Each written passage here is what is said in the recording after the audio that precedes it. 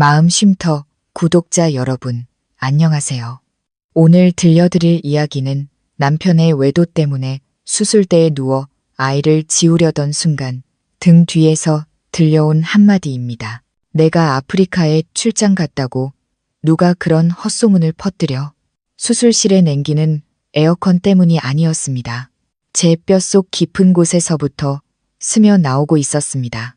저는 차가운 받침대에 두 다리를 올린 채 누워 천장에 달린 거대한 수술등을 멍하니 바라보고 있었습니다.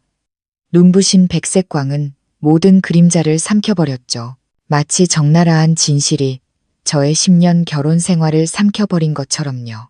코를 찌르는 소독약 냄새에 속이 울렁거리며 메스꺼움이 치밀어 올랐습니다. 제 이름은 서연, 고서적 보건 전문가입니다. 평생을 찢어진 종이들을 이어붙이고 사라져가는 선조들의 기억을 되살리는 일을 해왔죠. 하지만 아이러니하게도 정작 제 인생의 산산조각 난 믿음은 다시 붙일 힘이 남아있지 않았습니다. 초록색 수술복을 입은 마취과 의사가 저를 내려다보았습니다. 보호 안경 너머 그의 눈에는 이런 곳, 인생의 사고들을 처리하는 곳에서 흔히 볼 수 있는 안타까움이 서려 있었습니다. 그는 마지막으로 제게 물었습니다. 목소리는 차분했지만 고요한 공간 속에서 유난히 크게 울렸습니다. 서연 씨, 정말 깊이 생각해 보셨습니까? 태아는 아주 건강하게 자라고 있고 심장 소리도 좋습니다. 정말로 임신 중절을 원하시는 게 맞나요? 진짜 이유가 뭡니까? 저는 뜨거운 눈물이 눈꺼풀을 비집고 나오지 못하도록 눈을 질끈 감았습니다. 이유요. 제 남편. 제 청춘을 바쳐 사랑하고 믿었던 그 남자가 지구 반대편에서 다른 여자를 품에 안고 있다는 사실을 이 낯선 사람에게 어떻게 설명할 수 있을까요? 운명의 그 화요일 오후, 침대 위에서 뒹구는 역겨운 사진들과 다른 여자에게 사랑해라고 속삭이는 그의 목소리가 담긴 익명의 이메일에 대해 어떻게 이야기할 수 있을까요? 저는 터져나오는 울음을 삼키며 숨을 깊게 들이마셨습니다. 제 목소리는 간이 팠지만 마치 칼날로 제 심장을 베어내듯 한자 한자 힘주어 말했습니다. 확실해요, 선생님. 진행해 주세요. 아이 아빠는 죽었어요. 우리 모자를 배신했으니까요. 의사는 한숨을 내쉬었습니다. 그가 매일같이 마주하는 기구한 가족 비극 앞에서 내뱉는 무력한 한숨이었죠. 그는 간호사에게 수술 도구를 준비하라는 신호를 보냈습니다. 차가운 금속들이 부딪히는 소리가 무정하게 울려 퍼졌습니다. 저는 수술대 가장자리를 꽉 붙잡았습니다. 정신을 찢어놓는 고통을 잊기 위해 육체적 고통을 기다리며 손톱이 매트리스 커버를 파고들었습니다. 제 머릿속에는 민준의 모습이 떠올랐습니다. 가난한 의대생 시절, 빵 한 조각도 저와 나눠 먹던 그가 이제는 세상에서 가장 잔인하고 낯선 사람이 되어버렸습니다. 저는 속으로 되뇌었습니다. 끝내자. 한숨 자고 일어나면 모든 게 먼지처럼 사라질 거야. 하지만 수술 도구가 막 들어 올려지던 바로 그 순간 수술실 문이 거칠게 열리며 벽에 부딪혀 끔찍한 소음을 냈습니다. 수술팀 모두가 화들짝 놀라 침입자를 쳐다보았습니다. 한 남자가 뛰어들어왔습니다. 무균복도 입지 않은 채 그의 옷은 붉은 흙먼지와 검붉은 핏자국으로 얼룩져 있었습니다. 시큼한 땀 냄새, 거친 비바람 냄새, 그리고 죽음의 냄새가 그를 따라 무균실로 쏟아져 들어와 방금 전에 인공적인 냉기를 몰아냈습니다. 저는 눈을 가늘게 뜨고 정신을 차려 그를 보려 애썼습니다. 제 심장이 했고 숨이 막힐 듯 가슴이 조여왔습니다. 민준이었습니다. 분명 제 남편 민준이었지만 그가 출장지에서 보내온 사진 속의 말끔하고 멋진 의사의 모습이 아니었습니다. 제 앞에는 덥수룩한 수염에 완전히 지쳐버린 한 남자가 서 있었습니다. 잠을 못 자고 기력이 다한 듯 그의 눈은 핏발로 가득했습니다. 그는 끝없이 먼 길을 달려온 사람처럼 거친 숨을 몰아쉬었습니다. 수술실을 둘러보던 그의 시선이 수술대에 누워있는 저에게 멈추자 그의 눈빛은 지옥의 불길처럼 분노로 타올랐습니다. 민주는 목이 다 쉬어 갈라졌지만 그곳의 모두를 압도하는 힘으로 소리쳤습니다. 멈춰. 누가 당신들 마음대로 이런 짓을 하래. 내가 여기 멀쩡히 서 있는데 누가 감히 내가 아직 아프리카에 출장 중이라고 헛소문을 퍼뜨려. 민준의 갑작스러운 등장에 수술실은 몇 초간 정지했습니다. 금속 기구가 스테인리스 쟁반 위로 떨어지며 날카로운 소리를 냈습니다. 아무도 반응하기 전에 민주는 수술대로 달려와 멍하니 서 있던 의사의 손을 거칠게 밀쳐냈습니다. 그는 고통과 원망이 뒤섞인 눈으로 저를 바라보더니 아무 말 없이 저를 차가운 수술대에서 번쩍 안아 올렸습니다. 그의 거친 옷이 제 살칼에 스치며 낯선 먼지 냄새와 뜨거운 열기를 전해왔습니다. 하지만 그 품은 고통스러울 만큼 익숙했습니다. 저는 혼란과 분노 속에서 힘없이 버둥거렸습니다. 지금 뭐 하는 거야? 나 좀 내려놔. 이 나쁜 놈아, 여긴 왜 돌아온 거야? 민주는 대답 없이 저를 더 꽉 껴안았습니다. 흙먼지 묻은 그의 손이 마치 제가 사라지기라도 할 것처럼 제 어깨를 단단히 붙들었습니다. 그는 뒤에서 들려오는 간호사의 외침을 무시한 채 문을 박차고 나갔습니다. 그는 저를 복도 끝에 있는 환자 보호자 휴게실로 데려가더니 발로 문을 거칠게 닫고 잠가버렸습니다. 순식간에 좁아진 공간 속에서 우리 부부는 숨막히는 침묵 속에 마주섰습니다. 민주는 저를 소파에 앉히고 자신은 무릎에 손을 짚은 채 힘겹게 숨을 골랐습니다. 저는 제 마음속에서 이미 죽었다고 생각했던 그 남자를 지금껏 본 적 없는 처참한 모습으로 서 있는 그를 바라보았습니다. 저는 비웃음 가득한 쓴웃음을 터뜨리며 제 핸드백을 집어들어 휴대폰을 꺼내 그의 가슴팍에 던졌습니다. 바닥에 떨어진 휴대폰 화면이 밝아지며 그가 다른 여자에게 담뱃불을 붙여주는 사진이 나타났습니다. 어둑한 조명에 바해서 찍힌 사진이었습니다. 저는 지난 한 주간 억눌러왔던 모든 울분을 토해내며 소리쳤습니다. 내가 왜 이러냐고. 똑똑히 봐. 당신이 만든 걸작을 보라고. 당신이 그 여자랑 애정행각하는 사진, 그 여자한테 사랑한다고 말하는 녹음 파일, 익명의 이메일이 나한테까지 왔어. 언제까지 연기할 셈이야. 내 꼴이 우스워서 비웃으러 온 거야? 민주는 충격받은 듯 바닥에 휴대폰을 집어들었습니다. 그의 손은 떨렸고 그는 사진 한 장 한 장, 메시지 하나하나를 훑어보았습니다. 그의 턱 근육이 꿈틀거렸고 당혹스러웠던 눈빛은 무섭도록 집중하는 눈빛으로 변했습니다. 마치 심각한 환자를 마주한 외과 의사의 집중력이었죠. 그는 제가 상상했던 것처럼 변명하거나 무릎 꿇고 용서를 빌지 않았습니다. 대신 민주는 이상할 정도로 침착했습니다. 그는 유진이라는 여자에게 담뱃불을 붙여주는 사진을 확대하더니 갑자기 제 앞으로 다가와 자신의 오른손을 내밀었습니다. 그의 목소리는 낮고 쉬어 있었지만 단호했습니다. 서연아, 당신은 고서적 보건가잖아. 누구보다 눈썰미가 좋지. 사진 속 이 손이랑 내 손을 자세히 봐봐. 저는 미간을 찌푸리며 반사적으로 그의 손을 보았습니다. 사진 속 라이터를 쥔 남자의 손은 길고 가늘었고 검지는 노란 조명 아래 매끄럽게 빛나고 있었습니다. 민주는 자신의 검지를 제 눈앞에 바싹 갖다 댔습니다.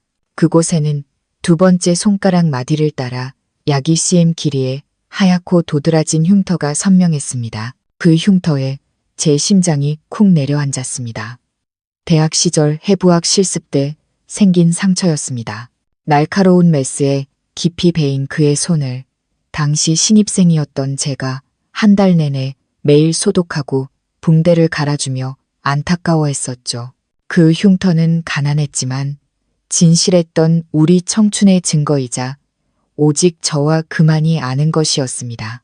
봤어? 민준의 목소리에는 씁쓸함이 묻어났습니다. 사진 속 그놈 손가락엔 흉터가 없어. 하지만 내 손, 이 흉터는 당신이 돌봐줘서 아문 거야. 잊었어? 제가 정신을 차릴 틈도 주지 않고 그는 호텔 침대 협탁 위에 놓인 시계가 찍힌 사진으로 화면을 넘겼습니다.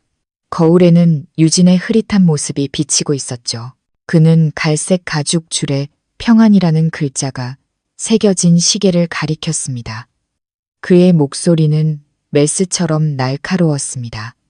그리고 이 시계, 나 출장 가기 전에 흠집 날까봐 당신한테 맡겼잖아. 어디에 뒀는지 기억나? 저는 얼어붙었습니다. 등골을 타고 차가운 기운이 흘렀습니다. 맞아, 그 시계. 그가 떠나기 전날 제가 직접 닦아서 벨벳 천에 싸서 집 화장대 서랍 깊숙이 넣어두었습니다. 그 서랍 열쇠는 저만 가지고 있었죠. 만약 그가 아프리카에서 그 시계를 차고 있거나 사진 속 호텔 협탁 위에 그 시계가 있다면 지금 집에 있는 건 대체 뭘까요? 더 정확히 말해 이 사진은 어디서 찍힌 걸까요? 민주는 제 옆에 앉았습니다. 흙먼지로 얼룩진 그의 몸에서 전해오는 온기는 안도감과 동시에 낯섦을 느끼게 했습니다. 그는 제 휴대폰을 가져가 익명의 인물이 보낸 사랑의 녹음 파일을 다시 틀었습니다. 스피커폰으로 바로 틀지 않고 귀에 대고 몇 번이고 반복해서 들었습니다. 그의 짙은 눈썹이 어려운 문제를 푸는 사람처럼 찌푸려졌습니다. 저는 여전히 온갖 생각으로 머리가 복잡한 채 그를 바라보았습니다. 그의 손에 있는 흉터도 사실이고 집에 있는 시계도 사실입니다. 그렇다면 저 녹음 파일 속 목소리는 뭘까요? 설마 제 귀까지 저를 속이는 걸까요? 이 녹음 파일 다시 한번 들어봐. 내용 말고 배경 소리에 집중해봐. 저는 반신반의하며 휴대폰을 받아 귀에 바싹 갖다 댔습니다. 이번에는 심장을 후벼 파는 달콤한 말들을 무시했습니다. 저는 뒤에 섞인 잡음에 집중했습니다. 지지직거리는 소리, 바람 소리, 그리고 저는 이상한 점을 발견했습니다. 5초마다 한 번씩 틱하는 아주 작은 소리, 마치 오래된 LP판이 튀는 듯한 소리가 기계적으로 반복되고 있었습니다. 그건 자연스러운 대화의 소리가 아니었습니다. 서투른 편집의 흔적이었습니다. 그것은 제가 신문에서 읽어본 적은 있지만 제 가정을 파괴하는 데 사용될 거라고는 상상도 못했던 딥페이크 기술의 산물이었습니다. 민주는 재킷 주머니에서 낡은 위성 전화를 꺼냈습니다. 외부의 고무 케이스는 충격으로 닳아 찢어져 있었습니다. 일반 통신이 닿지 않는 오지를 다닐 때 그가 항상 지니고 다니는 물건이었죠. 그는 번호를 누르고 마치 우리를 둘러싼 거짓을 부수려는 듯 단호하게 통화 버튼을 눌렀습니다. 그는 스피커폰을 켜고 전화기를 유리 테이블 위에 올려놓았습니다. 통화 연결음이 울렸고 길게 이어지는 뚜뚜 소리는 우리 두 사람의 신경을 팽팽하게 잡아당겼습니다. 수화기 너머에서 맑고 달콤한 여자 목소리가 들려왔습니다. 아무것도 모르는 사람이 들으면 천사의 목소리라고 착각할 만큼 청아했죠. 여보세요, 민준 선배님, 귀국하셨어요? 왜 연락 한번 안 주셨어요? 마중 나갔을 텐데. 유진이었습니다. 동료 후배의 익숙한 목소리. 저희 집에 밥 먹으러 올 때마다 저를 서연 언니라며 살갑게 부르던 사람이었습니다. 낯선 타지에서 남편을 믿고 맡겼던 사람이었죠. 그 목소리에 담긴 가식에 속이 뒤틀리며 다시 메스꺼움이 목구멍까지 차올랐습니다. 민주는 그녀의 질문에 대답하지 않았습니다. 그는 전화기를 뚫어지게 쳐다보며 메스처럼 차갑고 날카로운 목소리로 말했습니다. 유진 씨, 하나만 묻지. 지난주 화요일 현지 시간으로 오전 8시에 어디서 뭘 하고 있었어? 수화기 너머가 아주 짧게 찰나의 순간이었지만 귀를 기울이고 있던 우리가 알아챌 수 있을 만큼의 당황스러움으로 멈칫했습니다. 그리고는 곧바로 유진의 목소리는 평온함을 되찾았고 심지어 애교 섞인 투정까지 섞여 있었습니다. 선배님, 왜 그러세요? 그날 저 3번 야전 막사에서 당직이었잖아요. 그날 우리 팀이 말라리아 환자 대거 수용했던 거 잊으셨어요? 저 눈, 코 뜰 새 없이 바빠서 밥도 못 먹었다고요. 민주는 눈까지는 전혀 웃고 있지 않은 싸늘한 미소를 지었습니다. 그는 마이크에 바싹 다가가 한자 한자 힘주어 말했습니다. 연기 잘하네. 근데 한 가지 잊은 게 있나 본데. 지난주 화요일 나이지리아 북동부 전역에 5등급 붉은 모래 폭풍이 불었어. 비상 대피령으로 모든 의료진은 24시간 동안 지하 벙커에 대피해야 했지. 3번 야전 막사는 그 전날 밤에 이미 바람에 날아가 버렸고 누구를 진료했다는 거야. 귀신이라도 봤나? 민준의 말은 수화기 너머에 거짓된 자신감에 내리꽂는 치명타와 같았습니다. 공간은 죽음 같은 침묵에 휩싸였습니다. 저는 숨을 죽인 채 해명, 아니 서투른 연극의 붕괴를 기다렸습니다. 그러자 해명이나 당황하는 소리 대신 웃음소리가 터져 나왔습니다. 처음에는 킥킥거리는 소리였지만 점차 광기 어린 날카로운 웃음으로 변했습니다. 마치 손톱으로 칠판을 긁는 소리처럼 팽팽한 분위기를 찢어 놓았습니다. 민준 선배님, 역시 똑똑하시네요. 제가 그랬잖아요. 이런 장깨로는 선배님 눈을 속일 수 없다고.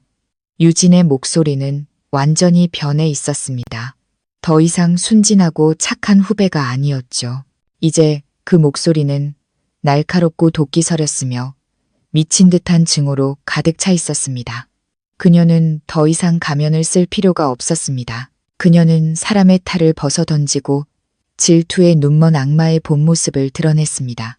민주는 여전히 무서울 정도로 침착했습니다. 그는 계속해서 물었습니다. 왜 그런 짓을 한 거지? 내 방에 몰래 들어와서 예비 노트북을 훔치고 내 목소리를 편집해서 그런 쓰레기 같은 것들을 내 아내에게 보냈어. 원하는 게 뭐야? 원하는 게 뭐냐고요? 유진은 전화기 스피커를 찢을 듯이 소리쳤습니다. 전 선배님을 15년 동안 사랑했어요. 우리가 함께 히포크라테스 선서를 하던 그날부터 선배님이 아무것도 없는 가난한 학생이었을 때부터요. 제가 선배님을 가장 잘 아는 사람이고 생사를 오가는 수술에서 곁을 지킨 사람이고 이런 오직까지 함께 온 사람이에요. 그런데 왜 선배님 눈에는 항상 그 책벌레밖에 없는 거죠? 저는 소름이 돋았습니다. 그 책벌레가 그녀가 저를 부르는 방식이었습니다. 만날 때마다 언니, 언니 하며 살갑게 굴던 그 여자가 그 사교적인 미소 뒤에는 15년 동안이나 키워온 시커먼 질투심이 숨어 있었습니다. 그녀는 마치 오랫동안 쌓아온 울분을 모두 쏟아내려는 듯 독서를 퍼부었습니다. 그 여자가 뭘 알겠어요? 곰팡내 나는 방에 틀어박혀서 낡은 책이나 붙이고 있는 주제에 사람 목숨을 살리는 기분이 어떤 건지 알기나 할까요? 선배님의 숭고한 이상을 나눌 수나 있겠어요? 아니요. 그 여자는 그냥 짐이에요. 선배님, 인생의 걸림돌일 뿐이라고요. 민주는 주먹을 꽉 쥐었고 손등에 푸른 힘줄이 돋아났습니다. 하지만 그는 말을 끊지 않았습니다. 그는 그녀가 말하도록 제 앞에서 자신의 추악한 본 모습을 스스로 드러내도록 내버려 두었습니다. 유진은 웃었습니다. 그 웃음은 우는 소리처럼 들렸습니다. 전 다 선배님을 위해서 한 거예요. 그 여자가 아이를 지우길 바랐어요. 그 여자가 고통과 절망 속에서 선배님을 떠나길 바랐다고요. 그때가 되면 누가 선배님 곁에 있을 자격이 있는지 알게 되겠죠. 전 다 계산해 놨는데 선배님이 너무 일찍 돌아온 게 아쉬울 뿐이에요. 그 뱃속 아이가 그렇게 소중해요. 아직 형태도 없는 아이 하나 구하겠다고 커리어를 다 버리고 달려올 만큼. 이 말을 듣자 제 눈물이 터져 나왔습니다.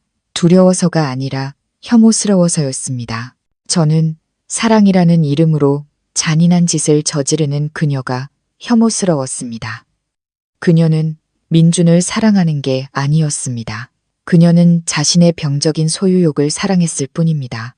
그녀는 자신의 이기적인 자아를 만족시키기 위해 작은 생명을 죽이고 한 가정을 파괴할 준비가 되어 있었습니다.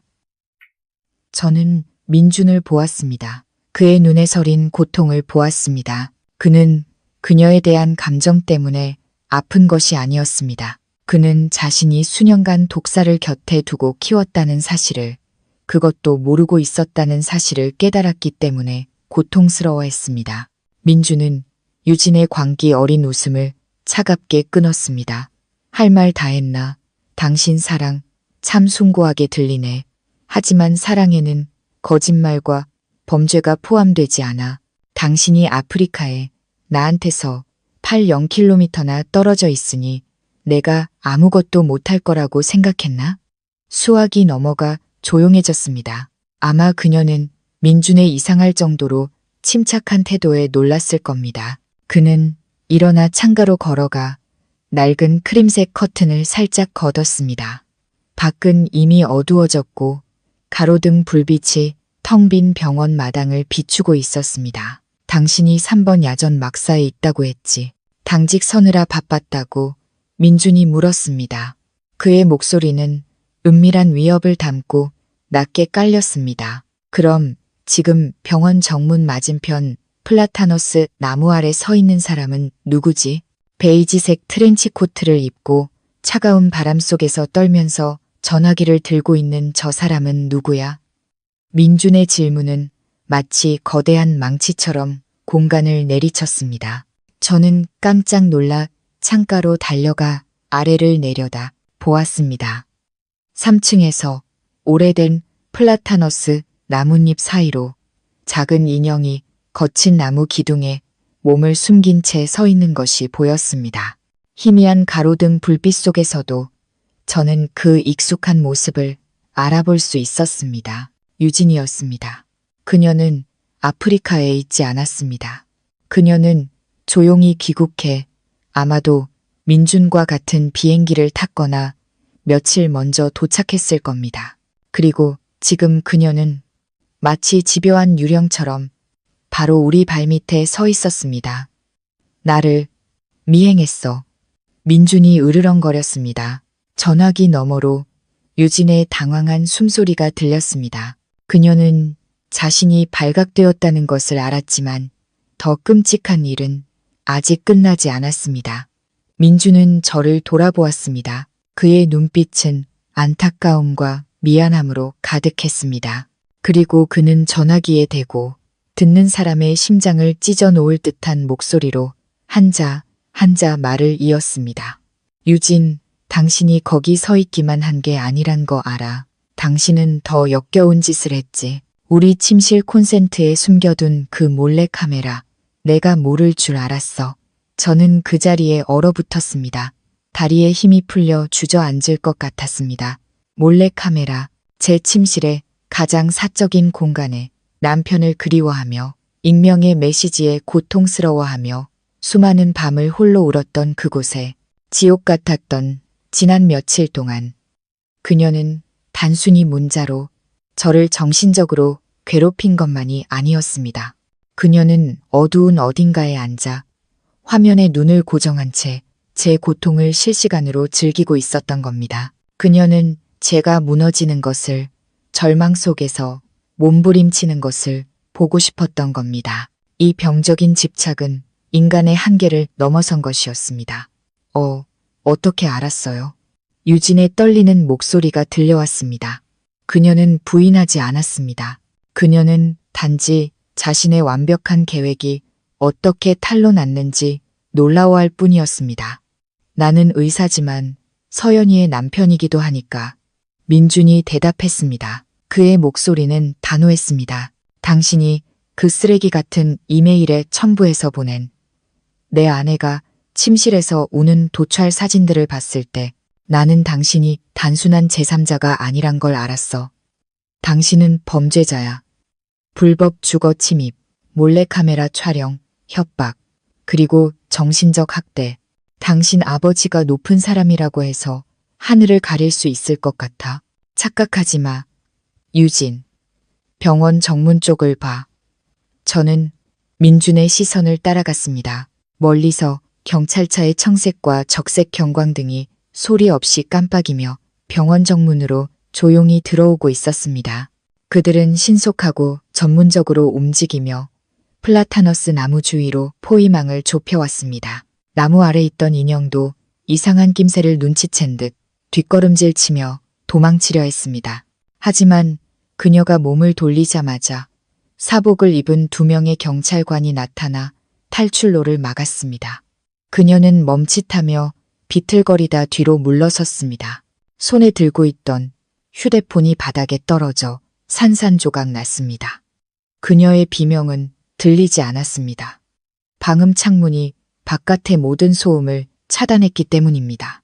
하지만 저는 위를 올려다보는 그녀의 얼굴을 보았습니다. 노란 가로등 불빛 아래 그 얼굴은 두려움과 절망으로 일그러져 있었습니다. 그녀는 우리가 서 있는 휴게실 창문을 뚫어져라 쳐다보았고 그 시선은 제게 깊이 박혔습니다.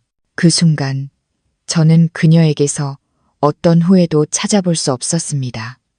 오직 불타오르는 원망뿐이었습니다. 그녀는 제 아이를 죽이지 못한 것을, 제 남편을 빼앗지 못한 것을, 그리고 자신의 오만함이 스스로를 막다른 길로 몰아넣은 것을 증오하고 있었습니다. 차가운 수갑이 그녀의 하얀 손목에 채워질 때 그녀는 격렬하게 저항했습니다. 본래 사람을 살리는 메스를 잡아야 할 그 손이 이제는 살인을 계획한 죄로 채워졌습니다. 민준이 다가와 저를 품에 안고 제 시야를 가려주었습니다. 그는 제 얼굴을 자신의 가슴에 묻었습니다. 그의 심장은 강하고 따뜻하게 뛰고 있었습니다. 더 이상 보지 마, 서연아. 끝났어. 인과응보일 뿐이야. 그의 낮고 따뜻한 목소리가 제 머리카락에 스며들며 유진의 눈빛이 남긴 오싹함을 몰아냈습니다. 저는 눈을 감았고 눈물이 그의 옷을 적셨습니다. 저는 유진의 구속에 통쾌함을 느끼지 않았습니다. 그저 슬펐습니다. 재능 있고 교육받고 부유하게 태어난 한 사람이 마음속 악마에게 이끌려 막다른 길에 다다른 것이 슬펐습니다. 경찰이 유진을 차에 태웠고 차가 움직이기 시작했습니다. 경광등은 계속 돌며 낡은 병원 벽에 얼룩덜룩한 빛을 비췄습니다. 호기심 많은 구경꾼들이 흩어지기 시작했고 밤은 본래의 고요함을 되찾았습니다. 민주는 저를 놓아주고 제 차가운 손을 잡고 부드럽게 문질렀습니다. 공항에 내리자마자 수사기관에 모든 걸 신고했어. 그녀 노트북에 불법 데이터 침입과 협박에 대한 증거가 가득해. 그녀는 당신이 흘린 눈물 한 방울에 대한 대가를 치르게 될 거야. 저는 제 남편을 바라보았습니다. 그의 눈 밑 깊은 다크서클을 보았습니다. 이 남자는 10시간이 넘는 비행을 쉬지 않고 먹지도 자지도 않고 정교한 음모에 맞서 머리를 쥐어짰습니다. 단지 의사의 칼날이 우리 아이에게 닿기 전에 이곳에 도착하기 위해서 그는 유진뿐만 아니라 아내와 아이를 잃을지도 모른다는 두려움과도 싸웠습니다. 저는 손을 들어 그의 수척한 얼굴을 부드럽게 쓰다듬었습니다. 까끌까끌한 수염이 손바닥에 느껴졌습니다. 배고파요? 저는 물었습니다.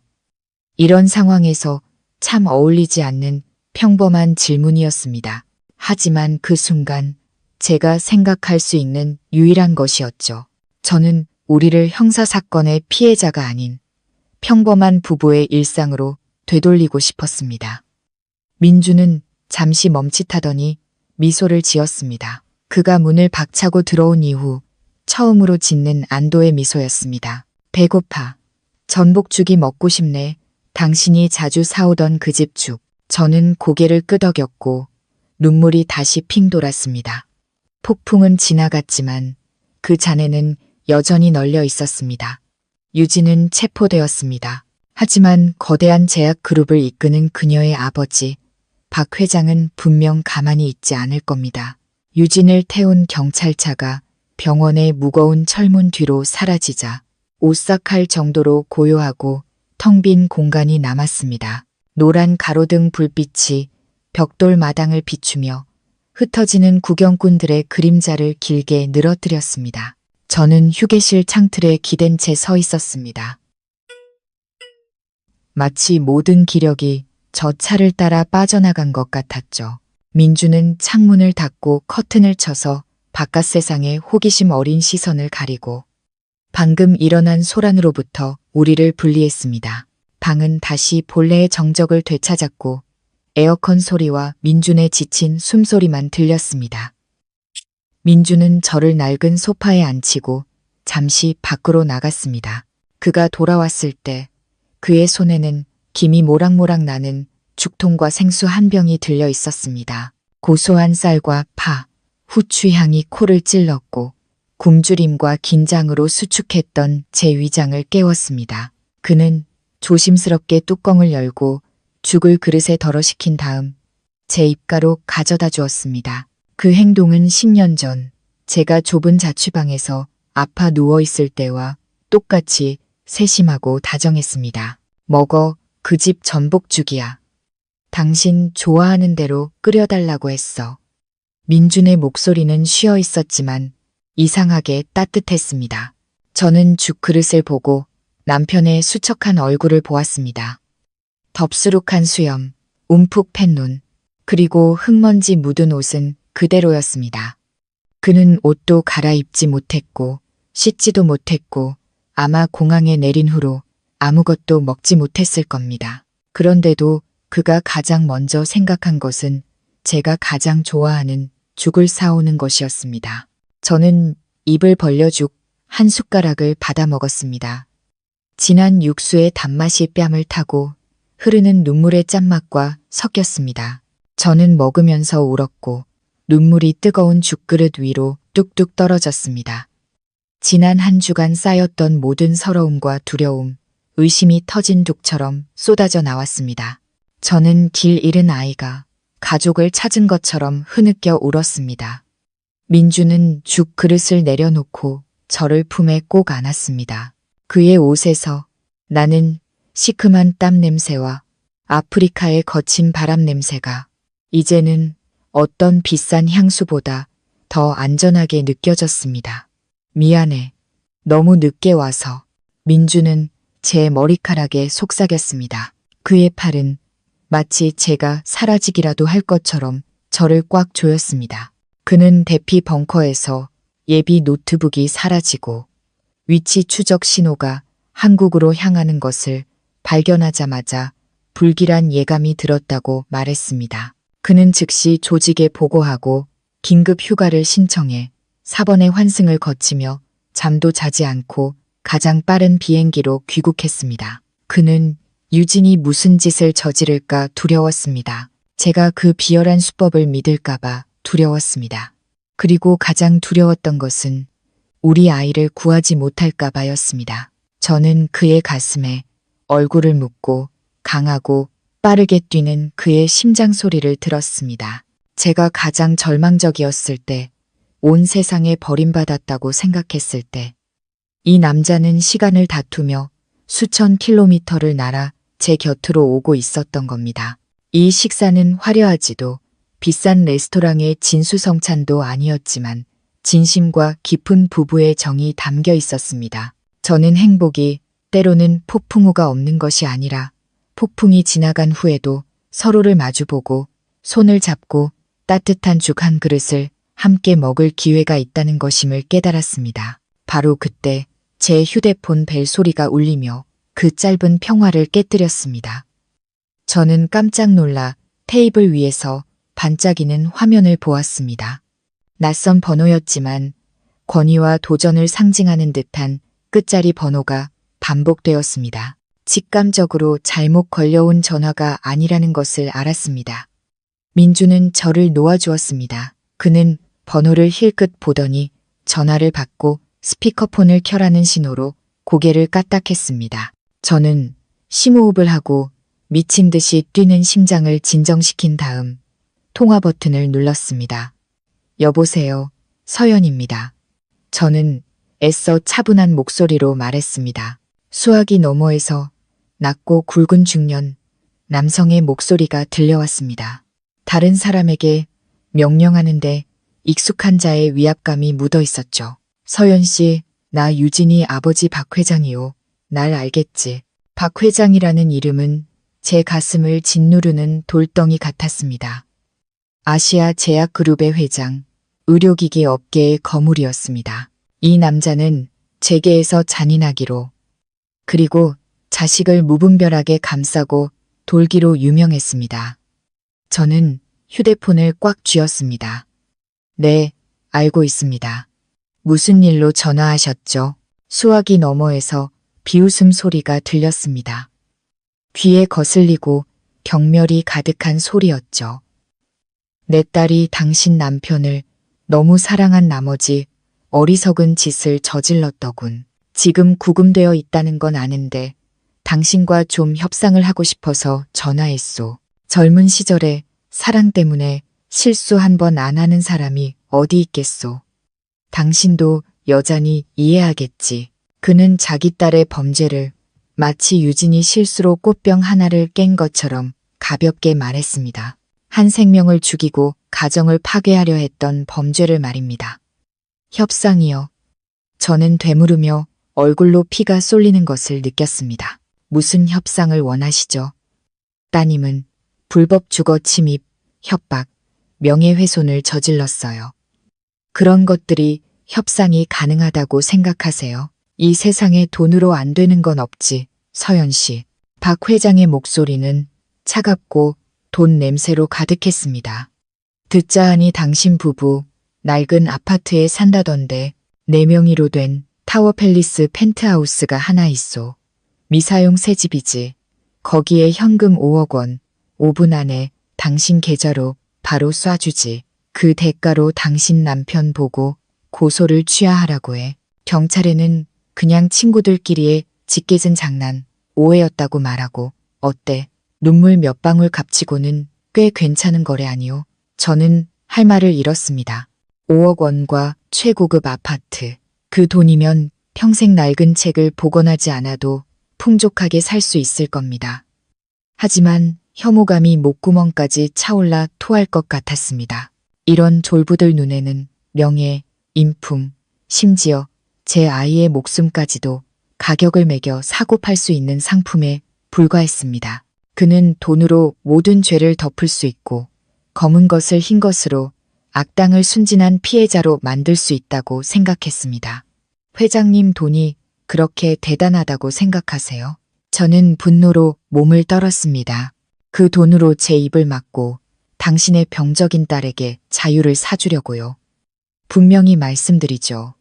전 제 아이를 팔지 않고 제 남편의 명예도 팔지 않아요.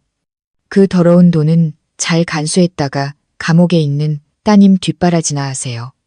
수화기 너머는 몇 초간 조용했습니다. 아마 박 회장은 저 같은 수공업자가 그런 거액을 거절하리라고는 상상도 못했을 겁니다. 그러더니 그는 웃음을 터뜨렸습니다. 더 이상 장난기 어린 웃음이 아닌 노골적인 위협으로 가득 찬 웃음이었습니다. 서연 씨, 배짱 한번 두둑하군. 하지만 명심해. 좋게 말할 때 듣지 않으면 험한 꼴 보게 될 거야. 당신 남편이 의사라고 뭐 대단한 줄 아나? 내가 손가락 하나만 까딱하면 병원에서 그놈 자리 날아가는 건 일도 아니야.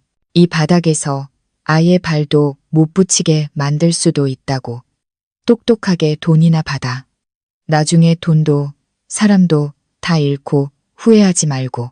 제가 대꾸하기도 전에 민준이 제 손에서 전화기를 낚아챘습니다. 그의 얼굴은 굳어 있었고 눈빛은 메스처럼 날카로웠습니다. 긴 비행의 피로는 온데간데 없었죠. 그는 스피커폰 볼륨을 더 키웠고 그의 낮고 힘있는 목소리가 수화기 너머의 오만함을 가르며 울려 퍼졌습니다. 박 회장님, 제가 따님을 고작 사소한 괴롭힘 정도로만 고소했을 거라고 생각하십니까? 박 회장은 말을 멈췄습니다. 너 민준이냐? 무슨 수작을 부리려는 거야? 민준은 싸늘하게 비웃었습니다. 그 차가운 미소에 옆에 서 있던 저도 소름이 돋았습니다. 협박은 다른 사람한테나 하시고 저한테는 안 통합니다. 제가 아프리카에 자원봉사나 하러 간 줄 아십니까? 지난 3개월 동안 진료 외에 아주 재미있는 일을 하나 했거든요. 박 회장님의 아시아 제약이 유통기한이 지난 약, 불량의약품 수톤을 인도적 지원이라는 명목으로 가난한 나라들의 밀수해서 탈세와 돈 세탁을 한 증거를 충분히 수집했습니다. 수화기 넘어가 침묵에 잠겼습니다. 박 회장의 숨소리가 거칠고 가빠졌습니다. 민주는 계속해서 마치 상대에 관해 못을 박듯 말을 이었습니다. 회장님 따님 유진 씨 말입니다. 그녀는 제 노트북을 훔쳐서 가짜 외도 증거를 만들려고 했겠죠. 하지만 자기가 집에 시한폭탄을 들고 온 줄은 몰랐을 겁니다. 그 노트북 안에 회장님과 현지 부패한 보건 관리들과의 더러운 거래 기록, 사망 진단서 파일이 전부 들어 있거든요. 그리고 가장 중요한 건 제가 그 노트북에 추적 프로그램을 심어놨다는 겁니다.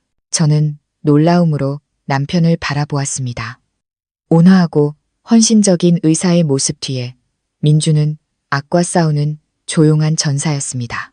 그는 자신의 가족뿐만 아니라 정의를, 그리고 박 회장 부녀 같은 자들에게 핏발리고 있는 아프리카의 가난한 환자들을 지키고 있었던 겁니다. 너 거짓말 마. 어디서 피 같은 소리야. 박 회장의 목소리가 떨리기 시작했습니다.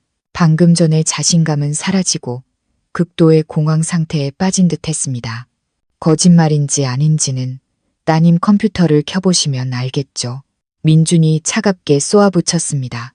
그의 목소리는 판결문처럼 단호했습니다. 그 노트북이 따님 자택 와이파이에 연결되는 순간 자동으로 데이터 동기화 모드가 활성화되도록 설정해 놨습니다. 제 컴퓨터가 아니라 인터폴과 한국경찰청 경제범죄수사대 서버로 바로 전송되도록 말입니다. 박 회장님, 이제 더 이상 협상이나 협박할 기회는 없습니다. 게임은 끝났으니까요. 수화기 너머의 침묵은 통화가 끊긴 줄 착각할 만큼 길게 이어졌습니다. 하지만 아니었습니다. 저는 여전히 거친 숨소리와 누군가 당황해서 물건을 떨어뜨리는 듯한 덜그럭거리는 소리를 들을 수 있었습니다. 민주는 서둘러 전화를 끊지 않았습니다. 그는 두려움이 수화기 너머의 남자를 잠식하도록 내버려 두었습니다. 그는 이 순간 침묵이 천마디 위협보다 더 무섭다는 것을 잘 알고 있었습니다. 권력의 정점에서 세상을 호령하던 박 회장은 이제 자신이 더러운 수법으로 쌓아 올린 제국의 붕괴 직전에 서 있었습니다. 민주는 저를 돌아보며 모든 것이 자신의 통제하에 있다는 듯 부드러운 눈빛으로 저를 안심시켰습니다. 그는 저와 박 회장 모두 들을 수 있도록 낮고 분명한 목소리로 짧게 설명했습니다. 서연아, 내가 나이지리아 난민촌 아이들 이야기했던 거 기억나? 아이들이 고열로 경련을 일으키는데 봉사단 약을 먹어도 차도가 없기는커녕 더 심해졌어. 그때부터 의심했지. 몰래 약 샘플을 가져다 검사해봤더니 전부 색소를 섞은 밀가루거나 유통기한이 5년이나 지난 약을 재포장한 것들이었어. 전부 아시아 제약 상표를 달고 있었고 저는 등골이 오싹해졌습니다. 민준이 보내준 사진 속에서 보았던 까맣고 동그란 눈을 가진 그 무고한 아이들이 탐욕의 희생양이었다는 사실에 유진이 민준에게 접근한 것은 병적인 사랑 때문만이 아니었습니다. 그녀는 아버지로부터 그를 감시하라는 임무를 받았던 겁니다. 그녀는 민준이 이 끔찍한 비밀을 밝혀낼까봐 두려웠던 거죠. 그녀가 노트북을 훔쳐 외도 증거를 조작하고 저에게 낙태를 강요하려 했던 것은 사실 일석이조의 계략이었습니다. 질투심을 만족시키는 동시에 민준의 주의를 돌려 아프리카를 떠나게 하고 조사를 중단시키려 했던 겁니다. 박 회장님, 똑똑히 들으셨습니까? 민준이 전화기에 대고 말했습니다. 그의 목소리는 다시 단호해졌습니다. 그 노트북에는 제가 특수 추적 프로그램을 설치해 놨습니다. 유진 씨는 제 비밀을 훔쳤다고 생각했겠지만 사실은 자기의 아버지의 범죄 증거를 경찰에 직접 갖다 바친 셈입니다. 지금쯤 회장님 댁 초인종이 울리고 있겠군요. 민준의 말을 증명이라도 하듯 전화기 스피커 너머로 혼란스러운 소리들이 들려왔습니다. 멀리서부터 사이렌 소리가 점점 가까워졌습니다. 문을 쾅쾅 두드리는 소리, 가사 도우미의 겁에 질린 비명 소리. 회장님, 경찰이에요. 경찰이 엄청 많이 왔어요. 집을 다 포위했어요. 그 뒤로 물건이 깨지는 소리, 다급한 발소리, 그리고 모든 사람에게 움직이지 말라고 외치는 수사관들의 단호한 목소리가 들렸습니다. 긴급 압수수색 영장입니다. 민준, 내가 날 죽이는구나. 이 개자식. 박 회장이 절망 속에서 외쳤습니다. 막다른 길에 몰린 짐승의 목소리였습니다. 그러다 갑자기 쿵 하는 큰 소리와 함께 전화기가 바닥에 떨어지는 날카로운 소리가 들렸습니다. 통화는 붕괴의 혼란스러운 소음 속에서 끝났습니다. 민주는 전화를 끊고 소파에 던졌습니다. 그는 지난 몇 달간 자신을 짓누르던 천근만근의 짐을 내려놓듯 긴 한숨을 내쉬었습니다. 그의 얼굴에는 통쾌함이나 기쁨 대신 피로와 안타까움이 섞인 깊은 고뇌가 서려 있었습니다. 박 회장의 제약 그룹에 대한 긴급 압수수색 소식은 독한 바람처럼 빠르게 퍼져 병원 구석구석으로 스며들었습니다. 휴게실을 지나가는 의사와 간호사들의 수군거림과 안타까운 시선들은 이미 답답했던 분위기를 더욱 무겁게 만들었습니다. 저는 의자에 웅크리고 앉아 여전히 민준의 차가운 손을 꽉 잡고 있었습니다. 그는 아무 말도 하지 않았습니다. 차한 눈으로 허공을 응시하며 자신이 동료의 아버지를 법의 심판대에 세웠다는 잔혹한 현실을 소화하려는 듯 보였습니다. 하지만 저는 민준이 틀리지 않았다는 것을 압니다. 악 앞에서 침묵하는 것은 때로 악 그 자체보다 더 잔인하니까요. 갑자기 복도 밖에서 혼란스러운 발소리와 날카로운 비명소리가 들려와 제 심장을 조였습니다. 휴게실 문이 벌컥 열리고 핏기 하나 없는 얼굴의 젊은 간호사가 뛰어들어왔습니다. 그녀는 공포에 질려 숨을 헐떡였습니다. 그녀는 더듬거리며 말했습니다. 목소리는 갈라져 제대로 나오지 않았습니다. 민준 선생님, 큰일 났어요. 유진 씨가 임시보호실에서. 민준은 용수철처럼 튀어 올랐습니다. 그의 날카로운 눈이 간호사를 꿰뚫었습니다. 유진 씨가 왜? 침착하게 말해봐요. 간호사는 마른 침을 삼키며 떨리는 손으로 계단 쪽을 가리켰습니다. 방금 전화를 받았는데 아버지가 체포됐다는 소식이었나 봐요. 끔찍하게 소리 지르더니 갑자기 방 밖으로 뛰쳐나가서 3층 난간 위로 올라갔어요. 간호사의 말이 채 끝나기도 전에 민주는 화살처럼 밖으로 뛰쳐나갔습니다. 저도 불길한 예감에 다리가 풀렸지만 황급히 그를 따라 달렸습니다. 병원 복도는 차가운 흰색으로 끝없이 이어져 있었습니다. 우리의 발소리가 마치 심장을 때리는 망치 소리처럼 울렸습니다. 우리가 도착했을 때 3층 발코니에는 이미 사람들이 가득 모여 있었습니다. 비명과 울음소리가 고요한 밤을 찢었습니다. 저는 인파를 비집고 아래를 내려다 보았습니다. 역겨운 느낌이 치밀어 올라 목을 졸랐습니다. 치료 병동 뒤뜰의 벽돌 바닥 위 작은 인형이 미동도 없이 누워 있었습니다. 베이지색 트렌치 코트는 이제 검붉은 얼룩으로 뒤덮인 채 어둠의 웅덩이 속에서 부러진 나비 날개처럼 펼쳐져 있었습니다. 유진은 자신의 야망과 죄에 대해 가장 극단적인 해방구를 선택한 것입니다. 그녀는 가족의 몰락, 사랑하는 사람의 외면, 그리고 앞으로 다가올 양심의 심판을 마주할 수 없었던 겁니다. 민주는 제 옆에 선 채 얼어붙어 있었습니다. 그의 손은 손가락 마디가 하얗게 질릴 정도로 철제 난간을 꽉 쥐고 있었습니다. 그는 의사입니다. 그의 손은 죽음의 신에게서 생명을 빼앗기 위해 태어났습니다. 하지만 오늘 그는 자신의 눈앞에서 스스로 생을 놓아버린 한 생명을 무력하게 지켜봐야만 했습니다. 유진은 병적인 짝사랑과 그녀 가문의 어두운 비밀을 모두 저 세상으로 가져가 버렸습니다. 그 순간 저는 더 이상 증오를 느끼지 않았습니다. 그저 탐욕과 맹목적인 집착으로 스스로를 막다른 길로 몰아넣은 덧없는 인생에 대한 깊은 슬픔만이 남았습니다. 사건 현장은 곧 눈에 띄는 노란색 폴리스 라인으로 통제되었습니다. 경찰차와 구급차에 경광등이 병원 마당 한 구석을 붉게 물들이며 기이하고 비극적인 풍경을 만들어냈습니다. 저와 민주는 마지막 확인을 위해 폴리스 라인을 통과하는 것이 허락되었습니다. 유진은 하얀 천으로 덮인 채 누워 있었습니다. 그 천은 속세의 고통을 가려주고 있었죠. 밤바람이 불자 천이 살짝 흔들렸습니다. 마치 방금 떠난 영혼이 미련이 남아 떠나지 못하는 것처럼 보였습니다. 박 회장 부녀 사건을 담당하던 형사가 우리에게 다가왔습니다. 그는 모자를 벗고 심각하고 안타까운 표정으로 민준에게 휴대폰 하나를 건넸습니다.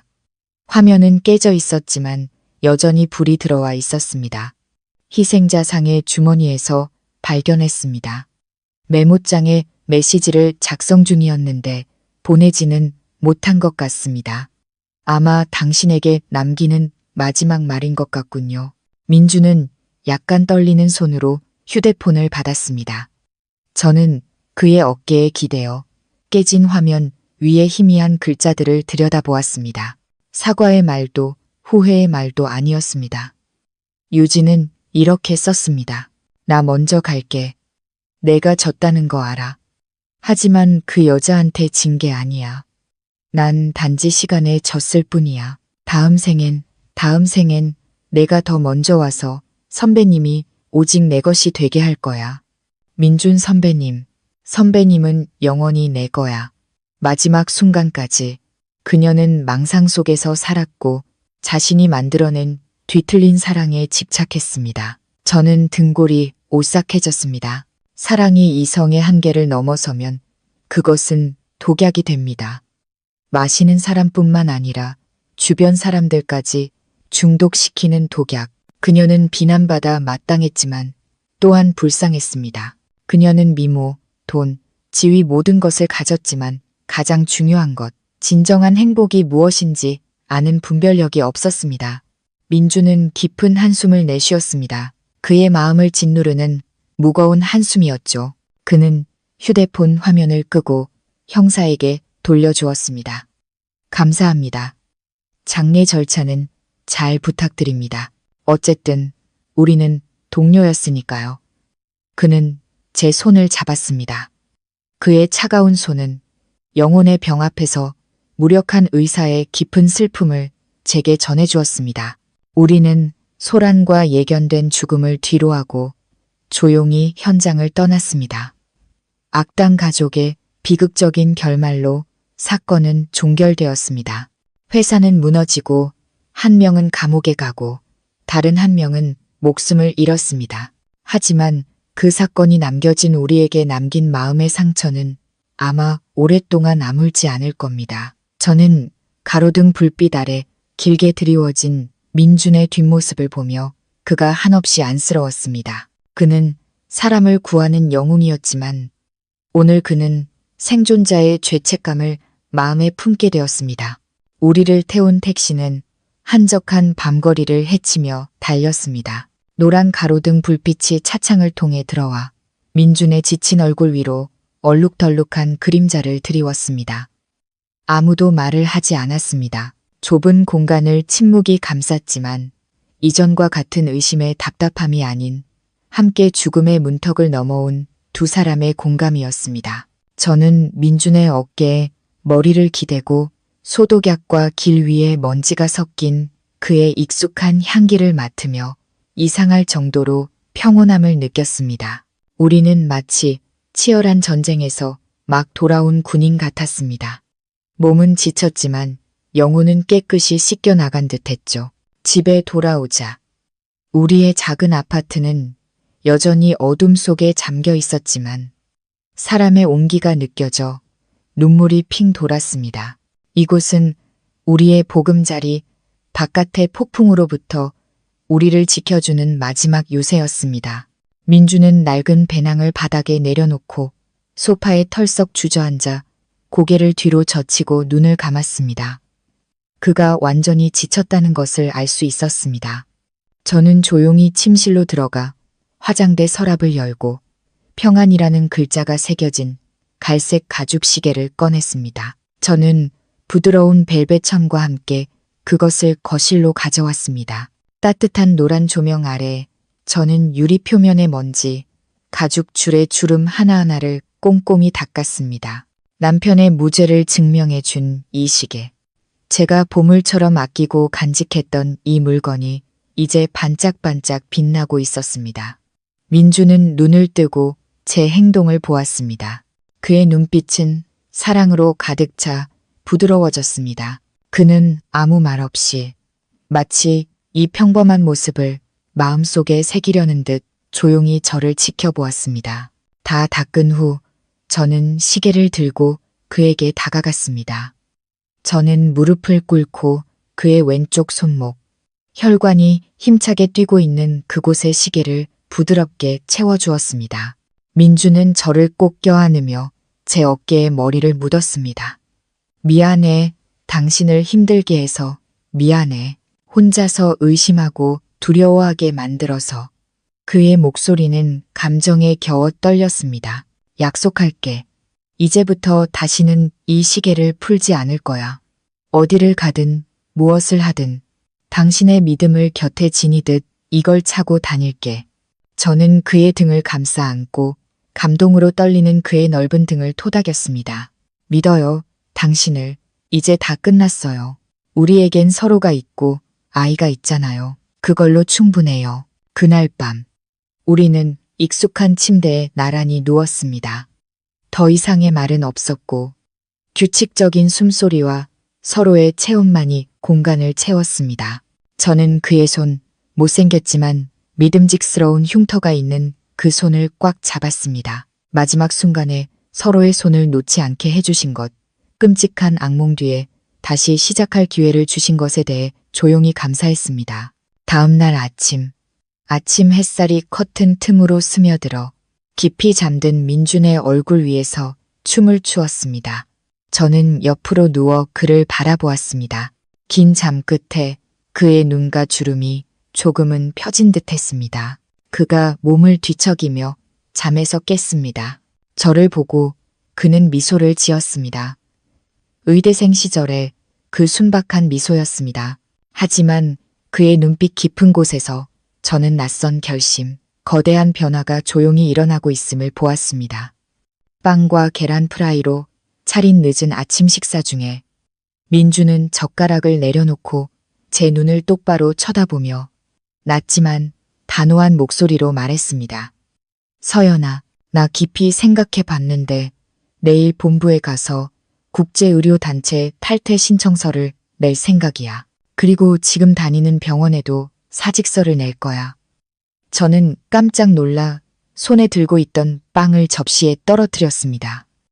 사직, 단체 탈퇴, 그것은 그의 평생의 꿈이었고 지난 10년간 위험과 고난을 무릅쓰고 추구해온 이상이었습니다. 왜요? 농담하는 거죠? 당신의 모든 것이잖아요. 저는 더듬거리며 물었습니다. 기쁘면서도 걱정스러운 마음이었습니다. 기쁜 것은 그가 집에 우리 모자 곁에서 안전하게 있을 것이기 때문이고, 걱정스러운 것은 그가 후회할까봐 머나먼 땅과 숭고한 사명을 그리워할까 봐였습니다. 민주는 고개를 저으며 테이블 위에 놓인 제 손을 잡았습니다. 아니, 농담 아니야. 이번 일을 겪으면서 큰 교훈을 얻었어. 나는 세상 사람들을 구하러 다니느라, 먼 곳에서 영웅 행세를 하느라 정작 내 작은 세상을 잃을 뻔했어. 영웅 노릇은 이제 충분히 했어. 서연아, 이제는 그냥 평범한 남편, 우리 아이의 아빠가 되고 싶어. 그는 제 배를 부드럽게 쓰다듬었습니다. 온갖 풍파 속에서도 꿋꿋하게 자리를 지키고 있는 작은 생명이 있는 곳을 후회하지 않겠어요? 저는 떨리는 목소리로 다시 물었습니다. 내 유일한 후회는 당신을 너무 오랫동안 혼자 뒀다는 거야. 민준이 대답했습니다. 그의 눈빛은 사랑으로 가득했습니다. 개인 병원에서 일하거나 의대에서 강의를 할 생각이야. 매일 저녁 당신이 해준 밥을 먹고 싶고 주말엔 당신과 산책하고 싶고 내 손으로 우리 아이를 맞이하고 싶어. 당신과 아이. 그게 세상에 어떤 명예보다 중요해. 그 말을 듣자 제 코끝이 찡해졌습니다. 저는 그가 진심이라는 것을 알았습니다. 이 남자는 평온함의 가치를 알 만큼 충분한 폭풍우를 겪었습니다. 그가 멈추기로 선택한 것은 비겁해서가 아니라 인생의 진정한 안식처를 찾았기 때문입니다. 저는 고개를 끄덕였고 행복의 눈물이 흘러내렸습니다. 이제 더 이상 낯선 나라의 홍수나 전염병 소식을 들을 때마다 조마조마해하지 않아도 될 겁니다. 제 남편. 그가 정말로 돌아왔습니다. 병원에서의 끔찍한 밤이 지난 지 일주일. 우리 부부의 삶은 평온한 리듬을 되찾은 듯 했습니다. 민주는 공식적으로 국제 프로젝트에서 탈퇴 신청을 했습니다. 그는 저를 위해 시간을 내주었습니다. 지난 3개월 동안 텅 비어 있던 우리의 작은 집은 이제 항상 따뜻한 음식 냄새와 웃음소리로 가득 찼습니다. 우리는 함께 마트에 가서 아주 작은 신생아 옷과 솜처럼 부드러운 손싸개, 발싸개를 골랐습니다. 민주는 작은 옷을 들고 바라보았습니다. 그의 눈은 오랫동안 놓쳐왔던 소박한 행복으로 반짝였습니다. 그가 서투르게 기저귀 접는 법을 배우는 것을 보며 제 마음은 가벼워졌습니다. 마치 모든 폭풍우가 문 뒤로 정말 물러간 것 같았죠. 하지만 10년의 청춘을 함께 보낸 아내의 직감은 제게 무언가 잘못되었다고 말하고 있었습니다. 그것은 위협적인 문자나 조작된 사진처럼 명확하지 않았습니다. 그것은 일상의 작은 디테일 속에 숨어 있었습니다. 민주는 눈에 띄게 말라갔습니다. 제가 매일 닭을 고고 몸에 좋다는 음식을 해 먹였지만 그의 피부는 검게 변해갔습니다. 사막의 바람이 만든 건강한 구릿빛이 아니라 생기 없는 누런빛이었습니다. 그리고 저를 가장 걱정시킨 것은 그의 마른 기침이었습니다. 그는 종종 한밤중이나 이른 새벽에 화장실로 몰래 들어갔습니다. 샤워기에서 물이 세차게 쏟아지고 변기물 내리는 소리가 연달아 들렸지만 가슴 속에서 억누르는 콜로기는 기침 소리를 완전히 감추지는 못했습니다. 한 번은 그가 조심스럽게 침대로 돌아왔을 때 제가 깊이 잠든 척했습니다. 그의 숨소리는 거칠었고 이마에는 땀이 흥건했습니다. 저는 몸을 돌려 그를 껴안으며 잠결인 척 물었습니다. 왜 그래요? 또 기침했어요?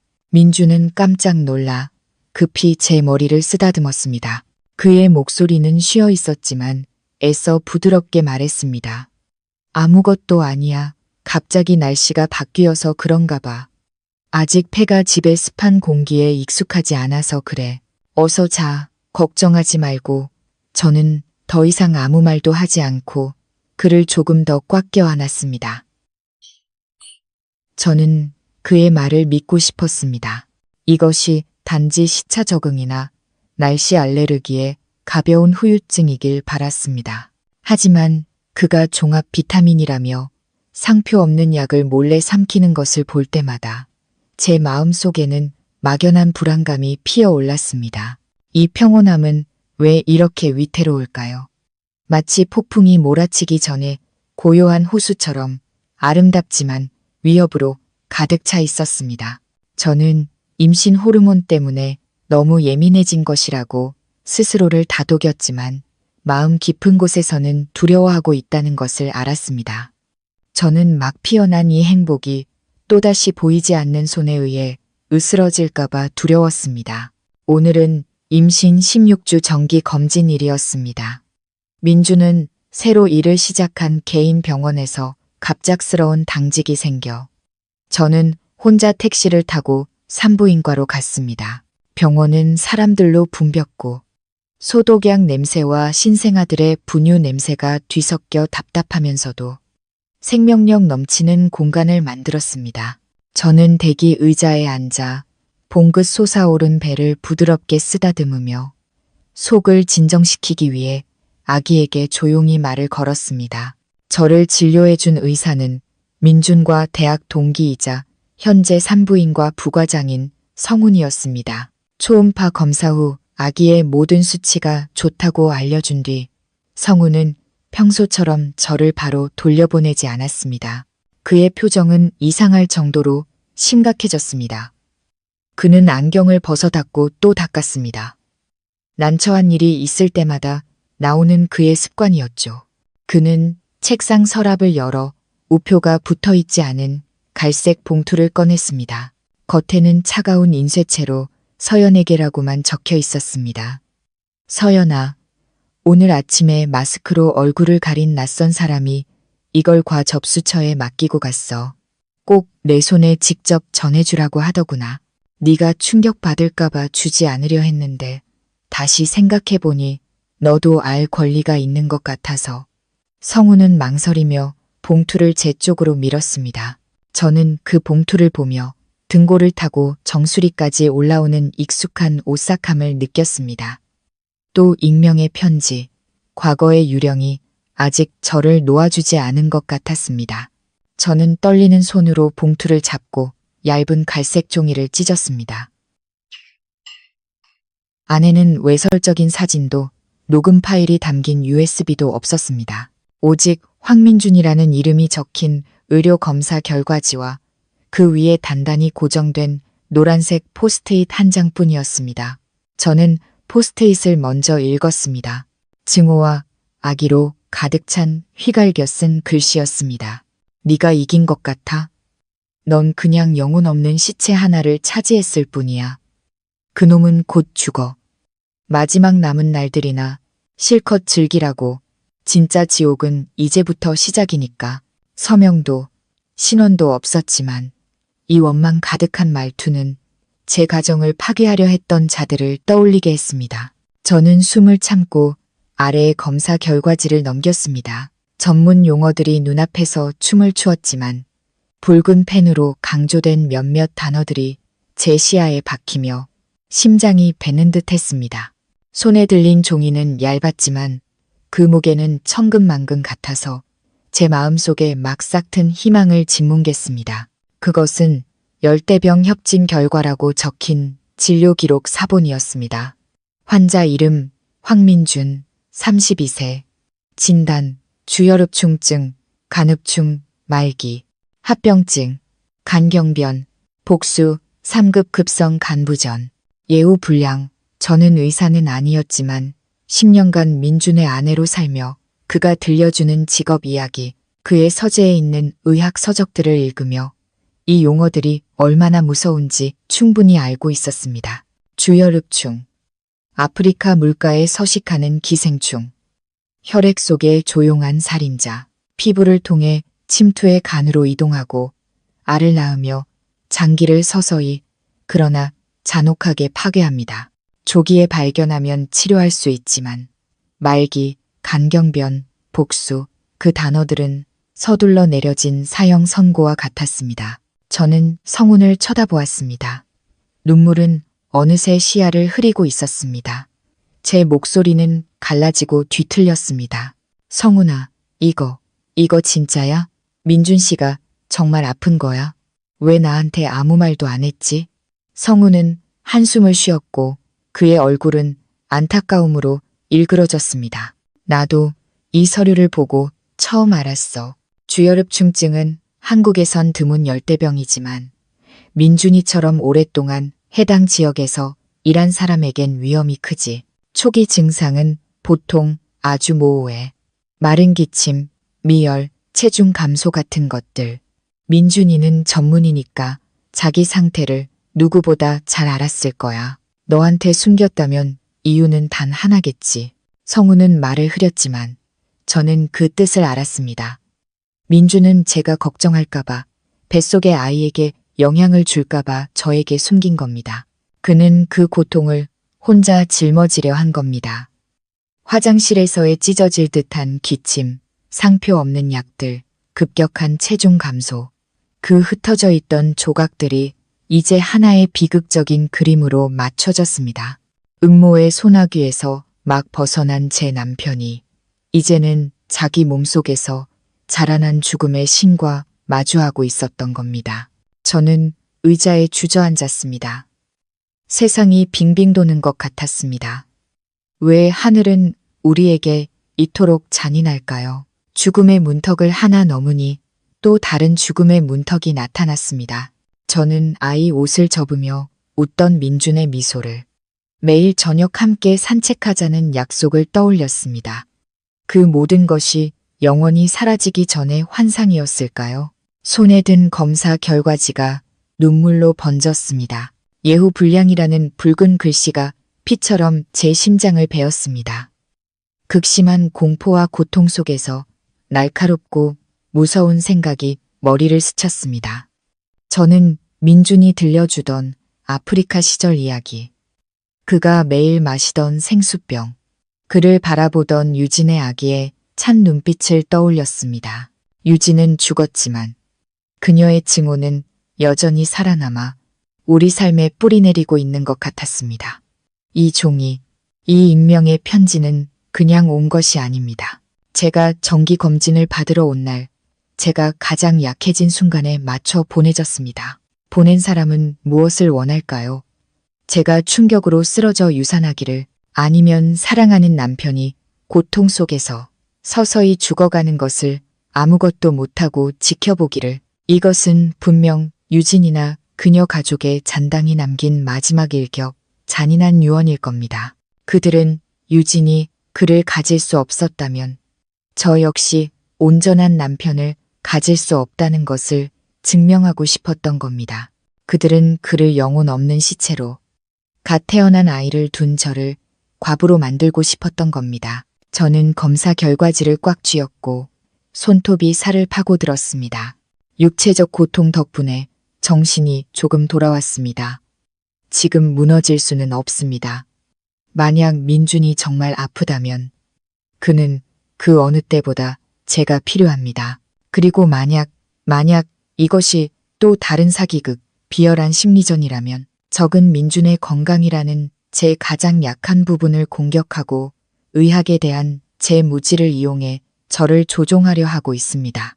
저는 눈물을 닦고 심호흡을 하며 고서적 보건가로서의 침착함을 되찾으려 애썼습니다. 그 직업은 세심함과 냉철한 판단력을 요구하니까요. 저는 민준이 수술실 문을 박차고 들어와 저를 구해주었던 날을 떠올렸습니다. 그는 얼마나 강하고 결단력 있었나요? 이제 제 차례입니다. 저는 두려워해서는 안 됩니다. 저는 진실을 확인해야 합니다. 민준의 몸에 정말 병이 있는지, 아니면 모든 것이 조작인지 정확히 알아내야 합니다.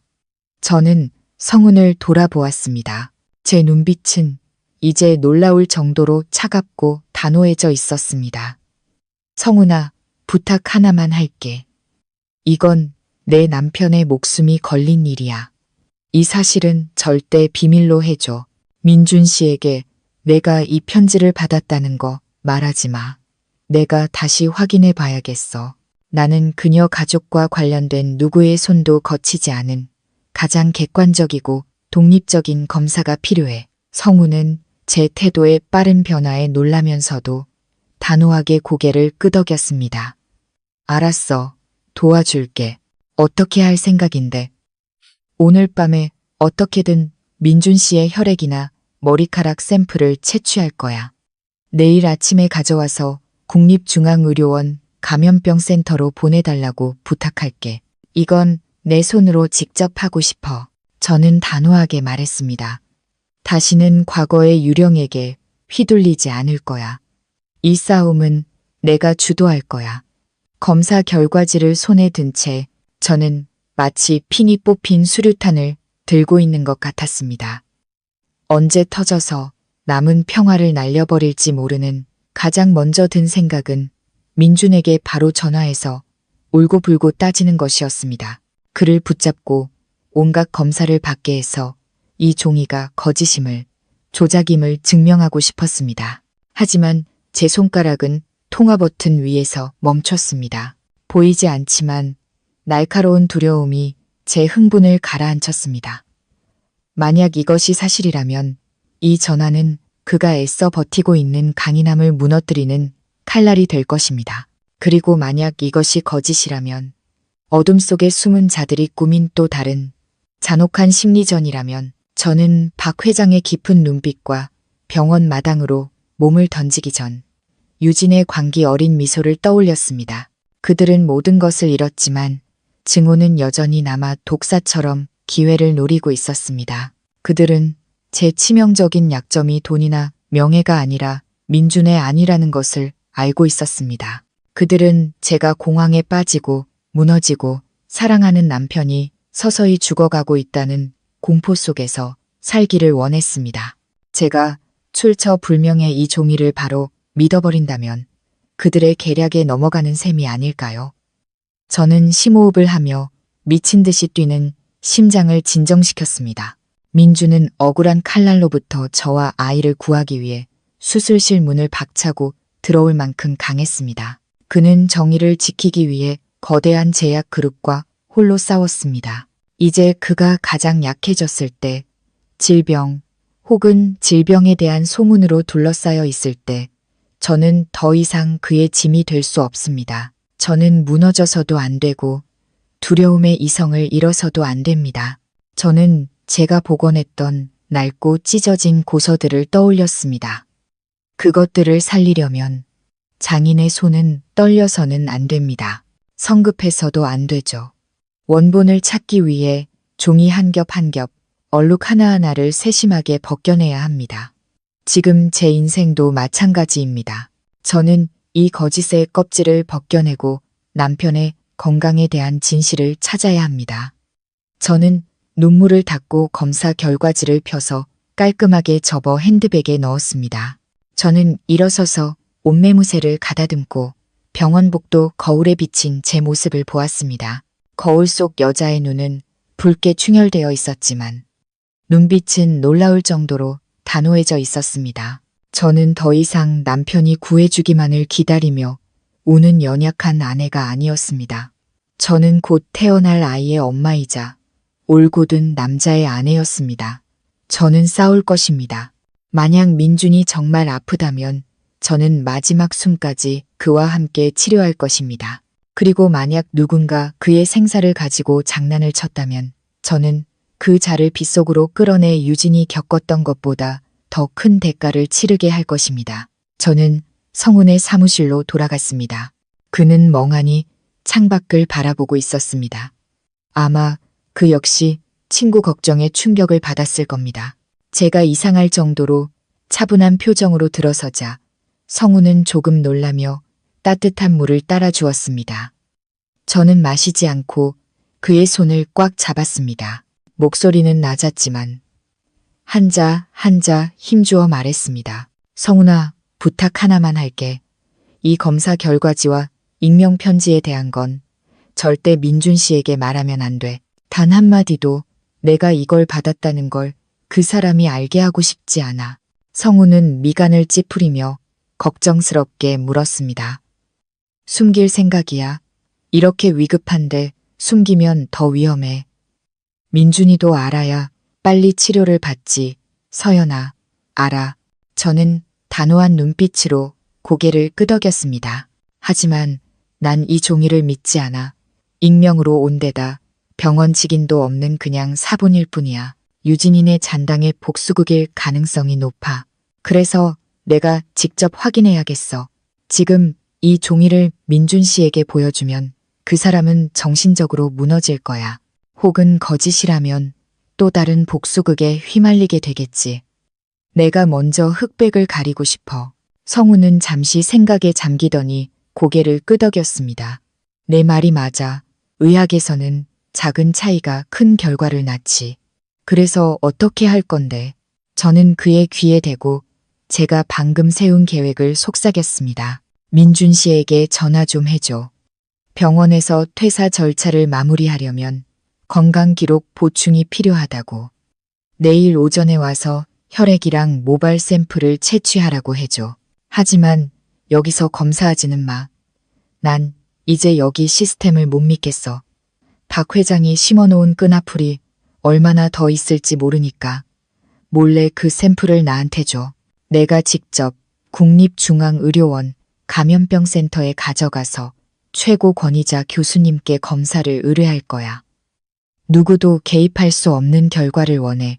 성우는 존경심 가득한 눈빛으로 저를 바라보았습니다.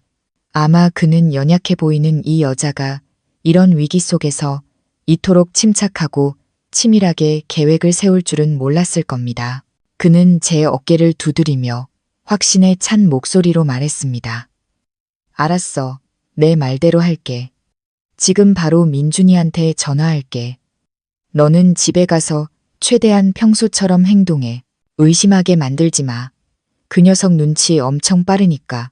저는 성훈에게 인사하고 병원을 나섰습니다. 저녁 햇살은 옅어졌고 쌀쌀한 바람에 몸이 살짝 떨렸습니다. 저는 배에 손을 얹고 아이에게 속삭였습니다. 아가, 우리 같이 힘내자. 아빠는 엄마가 필요해. 엄마는 약해지면 안 돼. 저는 택시를 타고 시장에 들러 가장 신선한 재료들을 샀습니다. 오늘 밤 저는 아주 맛있는 저녁을 차릴 겁니다. 저 자신과 제 세상 전부를 짊어지고 있는 그 남자에게 힘을 실어주기 위한 믿음과 사랑의 저녁 식사를. 집에 도착하자마자 저는 부정적인 생각들이 마음을 잠식하기 전에 그것으로부터 도망치듯 바로 부엌으로 향했습니다. 가장 신선한 돼지갈비를 골라 깨끗이 씻고 끓는 물에 데친 후 양념에 정성껏 재웠습니다. 돼지갈비 탕수육은 민준이 가장 좋아하는 메뉴입니다. 먹을 때마다 5성급 레스토랑보다 맛있다며 칭찬하곤 했죠. 팬 위에서 기름이 지글거리는 소리, 마늘과 파가 노릇하게 볶아지는 향, 식초의 새콤함과 설탕의 달콤함이 어우러져 작은 부엌을 가득 채웠습니다. 제가 애써 만들어낸 따뜻하고 거짓된 분위기였죠. 저녁 7시 익숙한 문 열리는 소리가 들렸습니다. 저는 서둘러 앞치마에 손을 닦고 할 수 있는 가장 환한 미소를 지으며 남편을 맞으러 나갔습니다. 민주는 지친 모습으로 들어왔지만 저를 보자 얼굴이 환해지며 부드러운 미소를 지었습니다. 냄새 좋다. 아내가 뭘 만들었길래 이렇게 맛있지? 그는 배고픈 아이처럼 킁킁거리며 말했습니다. 저는 그의 손에서 서류 가방을 받아들며 부드럽게 말했습니다. 당신이 제일 좋아하는 거요. 얼른 씻고 와서 따뜻할 때 먹어요. 저녁 식사는 겉으로 보기에는 더할 나위 없이 행복해 보이는 분위기 속에서 진행되었습니다. 민주는 제게 가장 살코기가 많은 갈비를 덜어주며 아이를 위해 많이 먹으라고 당부했습니다. 저도 그에게 반찬을 덜어주며 밥 한 그릇, 국 한 그릇 더 먹으라고 권했습니다. 하지만 음식을 삼킬 때마다 그의 미간이 살짝 찌푸려지고 젓가락을 쥔 손이 가끔 미세하게 떨리는 것을 저만은 알아차릴 수 있었습니다. 간 부위에 은근한 통증이 그를 괴롭히고 있겠지만 그는 그것을 억누르며 진료실에서의 재미있는 이야기, 새로운 환자들, 유머러스한 동료들 이야기로 덮으려 애썼습니다. 그가 웃으며 말하는 것을 보니 제 가슴이 아파왔습니다. 이 남자는 왜 이렇게 바보 같을까요? 언제까지 저를 속일 셈일까요? 육체적 고통과 죽음에 대한 두려움을 혼자 감당하려는 걸까요? 저는 밥그릇을 내려놓고 그를 껴안고 소리내어 울고 싶었습니다. 다 안다고 그만 연기하라고 말하고 싶었습니다. 하지만 저는 그러지 않았습니다. 저는 눈물을 삼키며 밥을 먹고 그의 이야기에 미소로 화답했습니다. 오늘 아기가 엄청 세게 차던데요. 아빠가 만든 갈비찜 냄새를 맡았나 봐요. 저는 애써 밝은 목소리로 말했습니다. 민주는 웃으며 제 배를 쓰다듬었습니다. 그럼 아빠가 두 모자 업어주려면 많이 먹어서 힘내야겠네. 그의 농담에 코끝이 찡해졌습니다. 저는 한 여자의 성숙함이란 비단옷 속에서 보호받을 때가 아니라 눈물을 속으로 삼킬 줄 알고 자신의 부드러움으로 위태로운 남자의 정신적 버팀목이 되어줄 때라는 것을 깨달았습니다. 이 저녁 식사는 제게 인내의 식사였습니다. 기생충 연구소의 검사 결과를 기다리는 3일은 3세기처럼 길게 느껴졌습니다. 매 순간 제 안의 두려움은 조금씩 커져가며 집 기둥을 갉아먹는 흰개미처럼 제 마음을 파먹었습니다. 민주는 여전히 출근했고 평소처럼 행동했지만 저는 그가 점점 더 생각에 잠기는 것을 느꼈습니다. 그는 밤늦게까지 서재에 틀어박혀 자료를 연구한다고 했지만 그의 방에서 새어나오는 불빛은 오싹할 정도로 외롭고 차가웠습니다. 민준이 없는 동안 저는 마치 도둑처럼 그의 개인 컴퓨터를 몰래 열었습니다. 그가 모든 비밀번호를 저에게 맡길 만큼 신뢰했던 컴퓨터였죠. 저는 외도의 증거가 아닌 절망의 흔적을 찾고 있었습니다. 웹 검색 기록을 뒤졌습니다. 주혈흡충 말기 증상, 간경변 환자 생존 기간, 장기 기증 절차 같은 키워드를 보고 제 가슴이 무너져 내렸습니다. 그는 이미 오래전부터 제가 익명의 편지를 받기 전부터 자신의 병을 의심하고 있었던 겁니다. 그리고 제가 가장 두려워했던 일이 벌어졌습니다. 이메일 임시 보관함에서 보내지 않은 편지 한 통을 발견했습니다. 제목은 단 2글자, 유서. 작성일은 일주일 전. 우리가 아기용품을 사러 다녀온 바로 그날이었습니다. 저는 떨리는 손으로 제목을 클릭했습니다. 화면에 나타난 글자들이 눈앞에서 흐려졌습니다. 사랑하는 서연에게, 만약 당신이 이 글을 읽고 있다면 나는 더 이상 당신과 아이 곁에 없는 거겠지. 미안해. 내 몸이 심각하게 망가져가고 있다는 걸 알아. 병원에 가기가 두려웠어. 우리의 행복이 막 시작되려는 이때 사형 선고를 마주하는 게 무서웠어. 저는 키보드에 얼굴을 묻고 소리 없이 울었습니다. 그의 한마디가 바늘처럼 제 심장을 찔렀습니다. 그가 병원에 가지 않은 것이 비겁해서였을까요? 아니요. 그는 진실이 제 입가에 미소를, 우리가 막 다시 일궈낸 온전한 가정에 대한 희망을 앗아갈까봐 두려워서 가지 않았던 겁니다. 그는 차라리 의심과 고통 속에서 사는 것이 제가 너무 일찍 상실의 고통을 겪게 하는 것보다 낫다고 생각한 겁니다. 이 발견은 저를 극심한 고통에 빠뜨리는 동시에 희미한 희망의 불씨를 지폈습니다. 민주는 정식 진료를 받은 적이 없었습니다. 그는 단지 증상과 인터넷 정보로 자가 진단을 내렸을 뿐입니다. 그렇다면 그 익명의 검사 결과지는 어디서 나온 걸까요? 만약 민준이 한국의 어느 곳에서도 주혈흡충 검사를 받은 적이 없다면 어떻게 적이 그토록 상세한 진료 기록을 손에 넣었을까요? 그의 외부 증상만 보고 조작한 걸까요? 아니면 그의 컴퓨터를 해킹해서 검색 기록과 그의 두려움을 읽고 완벽한 시나리오를 꾸민 걸까요? 이 의문은 무너져 내리던 제 정신을 일으켜 세우는 강심제와 같았습니다. 저는 눈물을 닦고 컴퓨터를 껐습니다. 저는 기다려야 했습니다. 성운이 가져다 줄 정확한 결과를. 이제 내일이면 진실이 밝혀질 겁니다. 결과가 어떻든 저는 그가 미완의 유서를 계속 쓰게 내버려 두지 않을 겁니다. 저는 회사 화장실로 숨어 들어가 문을 잠갔습니다. 손에는 미친 듯이 울리는 휴대폰을 꽉 쥐고 있었습니다. 화면에는 박성훈 선생님이라는 이름이 떠 있었습니다. 오늘 아침 내내 제가 기다리면서도 두려워했던 이름. 저는 심호흡을 하며 밖으로 튀어나올 듯이 뛰는 심장을 진정시킨 다음 떨리는 손으로 통화 버튼을 눌렀습니다. 싸구려 방향제 냄새가 나는 좁은 공간이 숨 막히게 답답해졌습니다. 저는 숨도 크게 쉬지 못했습니다. 제 숨소리가 수화기 너머의 목소리를 덮어버릴까봐 우리 가족의 운명을 결정할 단어 하나라도 놓칠까봐 두려웠습니다. 여보세요, 성훈아. 나 서연이야. 제 목소리는 갈라져 제 것이 아닌 것처럼 낯설게 들렸습니다. 수화기 너머는 몇 초간 조용했습니다. 그 짧은 침묵은 영원처럼 느껴졌고 제 속을 뒤틀리게 했습니다. 그러다 성훈의 목소리가 들려왔습니다. 감동과 안도감을 숨기지 못한 목소리였죠. 서연아, 결과 나왔어. 침착하게 들어. 음성이야.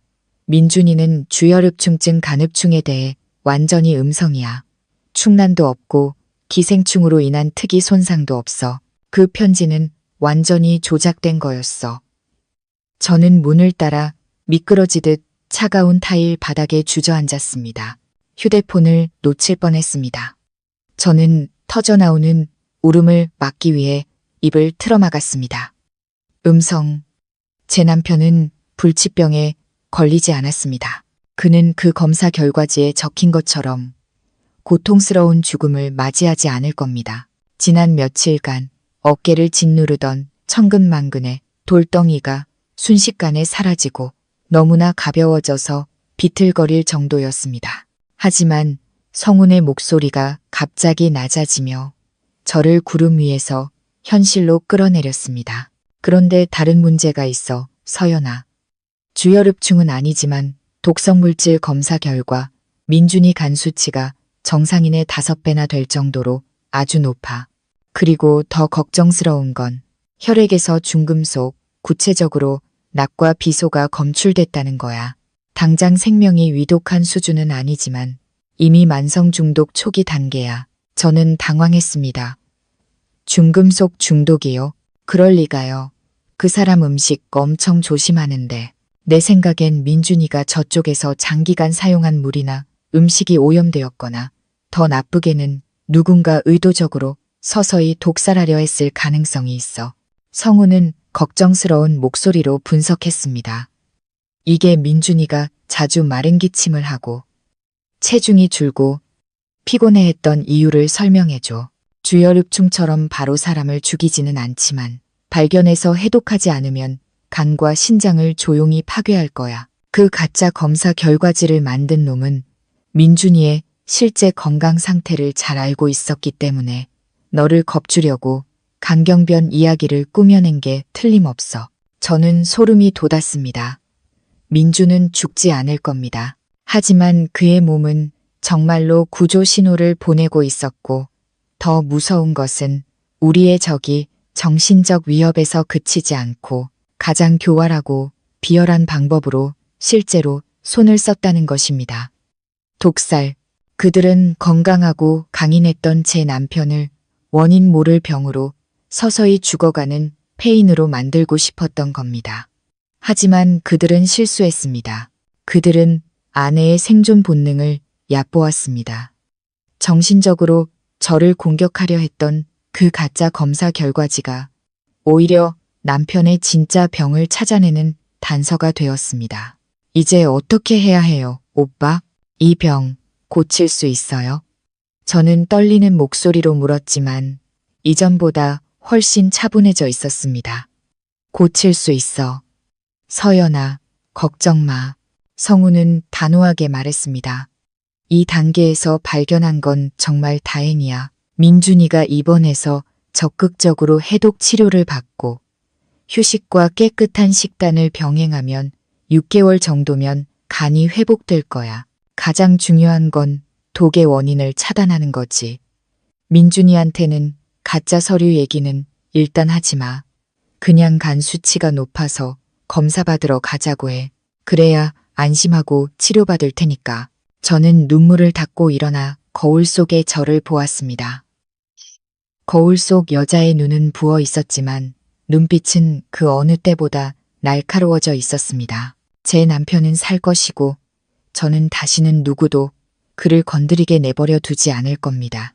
회사를 나와 저는 바로 집으로 가지 않고 길모퉁이의 한적한 카페에 들렀습니다. 모든 사건을 정리할 조용한 공간이 필요했습니다. 민주는 주혈흡충증이 아니지만 만성 중독 상태입니다. 익명의 편지를 보낸 자는 그의 간 수치가 높다는 것을, 그가 건강을 염려하고 있다는 것을 잘 알고 있었기에 그 점을 이용해 저를 무너뜨리려 한 겁니다. 그 자는 아프리카 의료팀의 내부 의료 기록을 손에 넣을 수 있는 사람이거나 민준의 작은 변화 하나하나를 관찰할 수 있을 만큼 가까이 있었던 사람일 겁니다. 유진은 죽었습니다. 그녀의 아버지 박 회장은 구금되어 엄격한 감시를 받고 있으니 감옥 안에서 이렇게 치밀한 계획을 지시할 수는 없습니다. 그렇다면 그 죄악의 제국의 남은 자는 누구일까요? 우리 부부에게 깊은 원한을 품고 기밀 정보에 접근할 능력이 있는 자. 제 머릿속에 한 이름이 떠올랐습니다. 지훈. 유진의 충실한 조수. 그는 단순한 조수가 아니었습니다. 의료팀 간호사들의 소문에 따르면 그는 유진의 비밀 연인이자 그녀에게 무조건 복종하는 그림자 같은 존재였습니다. 유진이 죽었을 때 그도 민준과 같은 시기에 귀국했습니다. 하지만 역할이 미미했기 때문에 경찰의 조사를 바로 받지는 않았죠. 저는 유진의 장례식장에서 봤던 그의 눈빛을 떠올렸습니다. 우리 부부가 조문하러 왔을 때 그의 눈빛은 원망으로 가득 차 차갑게 빛났습니다. 저는 노트북을 켜고 제 이메일 계정에 로그인했습니다. 의료팀 인사명단에서 그의 이름을 검색했습니다. 제 예상대로 지훈은 물류 지원과 팀원들의 정기 건강검진 기록 관리를 담당하고 있었습니다. 그는 민준의 월간 혈액 검사 결과에 얼마든지 접근할 수 있었던 겁니다. 그는 오염된 수원지 때문이든 아니면 자신이 몰래 독을 탔기 때문이든 민준의 간 수치가 높다는 것을 알고 있었습니다. 그리고 유진이 죽자 그는 복수를 원했던 겁니다. 그가 유진을 잃었듯이 저도 가장 사랑하는 사람을 잃는 고통을 맛보게 하고 싶었던 겁니다. 내가 이긴 것 같아. 넌 그냥 영혼 없는 시체 하나를 차지했을 뿐이야.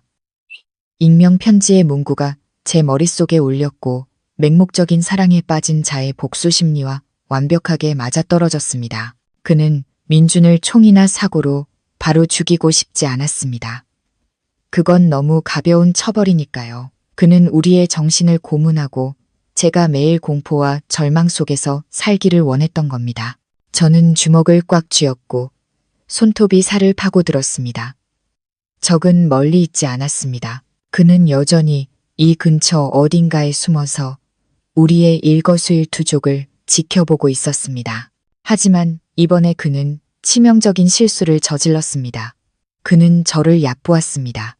그는 제가 몇 장의 종이 조각에 쉽게 휘둘리는 연약한 주부라고 생각했습니다. 그는 여자가 막다른 길에 몰리면 누구보다 위험해질 수 있다는 것을 몰랐던 겁니다. 저는 제약그룹 소송 건으로 민준을 돕고 있는 가족 변호사에게 전화를 걸었습니다. 여보세요, 김 변호사님, 저 서연입니다. 제 남편의 안전과 관련된 아주 중요한 새 증거가 있습니다. 오늘 오후에 바로 경찰과 함께 만나 뵐 수 있을까요? 네, 누군가 의도적으로 저희를 독살하고 정신적으로 협박하고 있는 것 같습니다. 그날 저녁 저는 마음속이 폭풍우처럼 휘몰아치고 있었지만 최대한 평온한 표정으로 집에 돌아왔습니다. 민주는 소파에 앉아 TV를 보고 있었지만 그의 눈빛은 멍했고 가끔씩 오른쪽 갈비뼈 아래를 가볍게 쓸어내렸습니다. 그런 그를 보니 가슴이 찢어지는 것 같았습니다. 저는 익명의 편지나 독살 의혹에 대해 아직 말하지 않기로 결심했습니다. 그는 약해져 있었고 심리적으로 불안정했습니다. 이 사실까지 알게 되면 무너져 내릴 겁니다.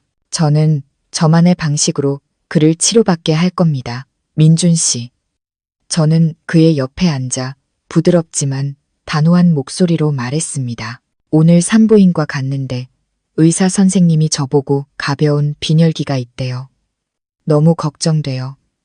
내일 저랑 같이 X국제병원에 다시 가줄 수 있어요? 우리 부부 둘 다 종합 검진 받고 싶어요. 곧 출산인데 아빠도 건강해야 우리 둘을 돌보죠. 민주는 잠시 망설였습니다. 난 괜찮은데 굳이 비싼 검사를 가요? 네. 아빠를 위한 산전 검사라고 생각해요. 제가 이미 최고급 검진 패키지로 예약하고 돈도 다 냈어요. 안 가면 돈 날리는 거예요. 그리고 요즘 당신 너무 마른 것 같아서 속상해요. 제가 안심할 수 있게 같이 가줘요. 네? 저의 끈질긴 설득에 민주는 마지못해 고개를 끄덕였습니다. 그는 제가 그 병원 간담최외과 과장님과 이미 몰래 연락했고 성운이 보내준 독자적인 검사 결과를 전달했으며 특별 해독 치료 프로그램을 준비해달라고 부탁했다는 사실을 전혀 몰랐습니다. 다음 날 아침 국제병원에서 의사가 이번에는 진짜 병원 결과지를 들고 말했습니다. 축하드립니다. 두 분. 어떤 불치병도 없습니다. 남편분께서는 대사장애와 가벼운 독소 축적으로 인한 간 수치 상승일 뿐입니다. 이 상태는 해독요법과 충분한 휴식으로 완치 가능합니다. 간 기능은 회복 가능성이 아주 높습니다. 민주는 멍하니 서 있었습니다.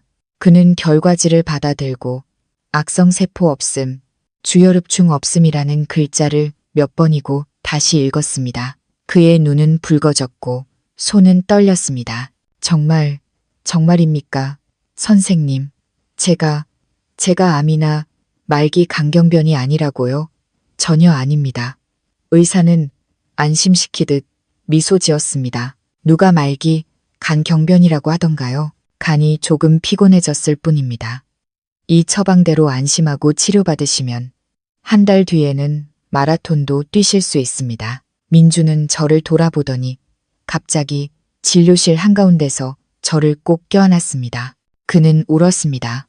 그 강인했던 남자가 가장 소중한 장난감을 되찾은 아이처럼 흐느껴 울었습니다. 그는 지난 며칠간 죽음의 공포 속에서 살았고 조용히 떠날 준비를 했으며 유서까지 썼습니다. 이제 그 짐이 벗겨졌습니다. 그는 마치 다시 태어난 것 같았습니다.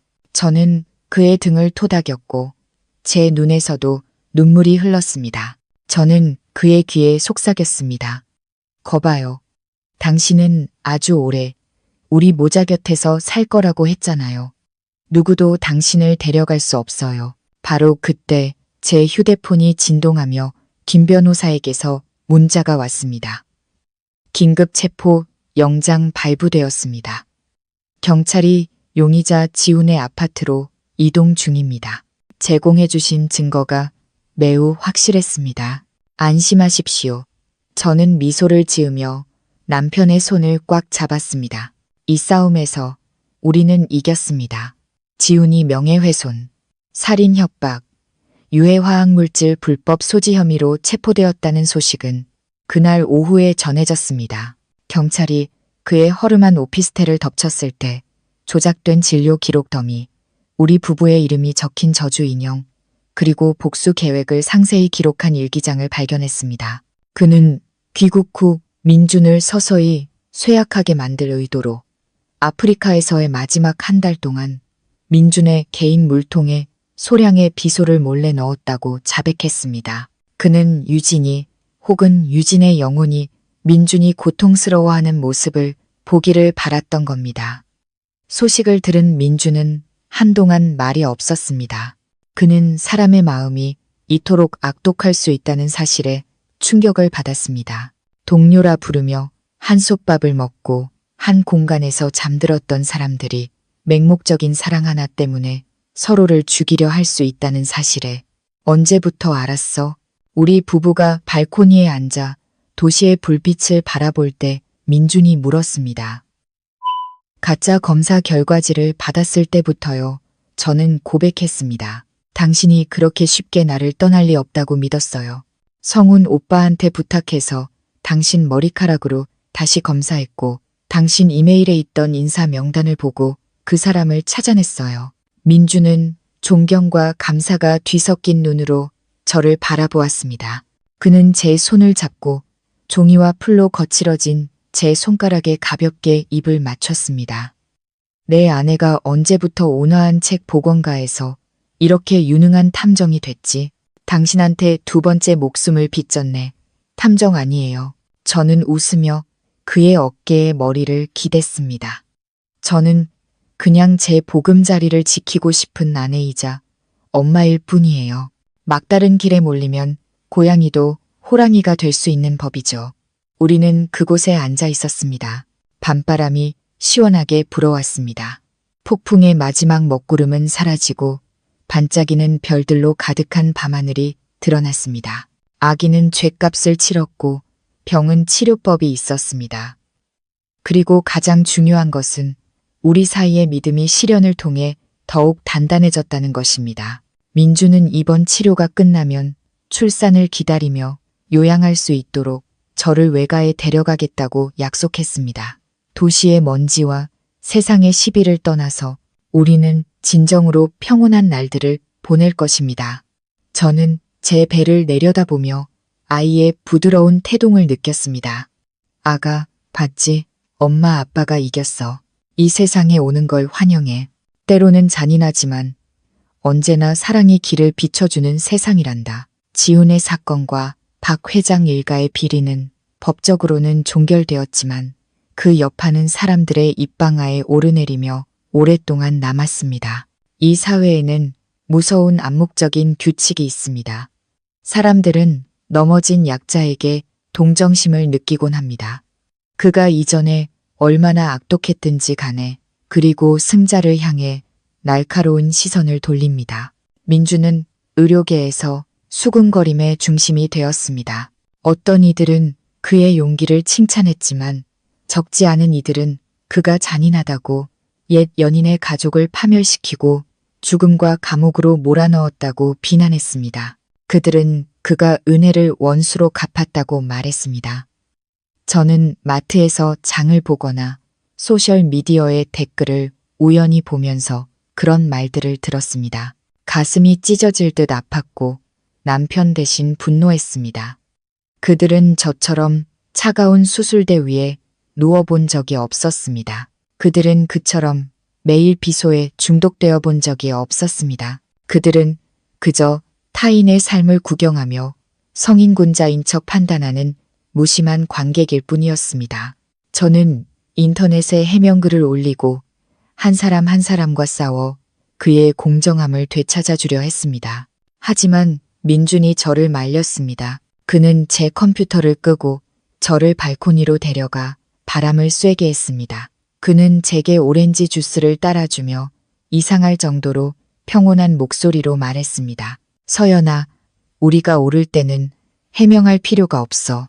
그리고 우리가 틀렸을 때는 해명도 의미가 없지. 도덕을 말하는 사람들은 대개 칼날이 목에 닿아본 적 없는 사람들이야. 민주는 여론의 폭풍 앞에서 침묵하는 법을 가르쳐 주었습니다. 그는 가장 달콤한 복수는 말싸움이 아니라 행복하고 올바르게 살아 시간이 모든 것을 증명하게 하는 것이라고 말했습니다. 우리는 그 소란을 떠나기로 했습니다. 민주는 치료를 위해 장기 휴가를 냈고 호기심 많은 동료들을 피하기 위한 것이기도 했습니다. 우리는 오래된 소셜미디어 계정을 닫고 전화번호를 바꾸고 오직 가족과 몇몇 진정한 친구들과만 연락을 유지했습니다. 그 은둔의 시간 동안 저는 평온의 가치를 절실히 깨달았습니다. 행복은 온 세상의 인정이나 칭송을 받을 필요가 없었습니다. 행복은 남편이 매일 건강을 회복하고 아이가 뱃속에서 자라는 4개의 벽 안에 있었습니다. 우리는 용서하는 법을 배웠습니다. 적을 용서하는 것이 아니라 세상의 말에 너무 많이 신경 썼던 우리 자신을 용서하는 것이었습니다. 3개월간의 적극적인 해독 치료 후 민준의 건강은 기적적으로 호전되었습니다. 간 수치는 안전한 수준으로 떨어졌고 피부는 다시 혈색을 찾았으며 마른 기침은 완전히 사라졌습니다. 재검진 결과지를 손에 든 날 그는 환하게 웃었습니다. 제가 그토록 보고 싶어 했던 미소였습니다. 그는 슬픈 기억과 명예에 대한 압박이 너무 많은 대형 병원으로 돌아가지 않았습니다. 민주는 집 근처의 작은 개인 종합병원에서 일해달라는 제안을 수락했습니다. 월급은 조금 적었지만 대신 밤샘 당직 없이 시간을 가질 수 있었습니다. 우리의 삶은 더 소박하고 느린 새로운 궤도에 들어섰습니다. 아침마다 저는 일찍 일어나 견과류 우유를 만들고 그의 점심 도시락을 준비했습니다. 오후에는 그가 일찍 돌아와 발코니에 화초에 물을 주거나 집안일을 도왔습니다. 저도 고서적 보건일로 돌아갔습니다. 낡은 종이 냄새, 풀 냄새가 저녁마다 풍기는 밤 냄새와 어우러져 부활의 특별한 향기를 만들어냈습니다. 제 손을 거쳐 찢어진 책들이 치유되었습니다. 마치 우리의 결혼 생활처럼 돌이킬 수 없을 것 같던 상처 뒤에 이제는 더 두텁고 단단하게 쌓아 올려졌습니다. 주말 오후에는 우리 부부는 손을 잡고 호수 공원을 산책했습니다. 시원한 바람이 제 머리카락을 날렸습니다. 민주는 제 손을 꽉 잡고 따뜻하게 해주려 자신의 재킷 주머니에 넣었습니다. 우리는 웃고 떠드는 젊은 연인들, 운동하는 노부부들을 보며 무한한 감사함을 느꼈습니다. 우리는 죽음과 이별의 벼랑 끝에 서 있었기에 이제는 가장 평범한 순간조차 금은보화처럼 소중했습니다.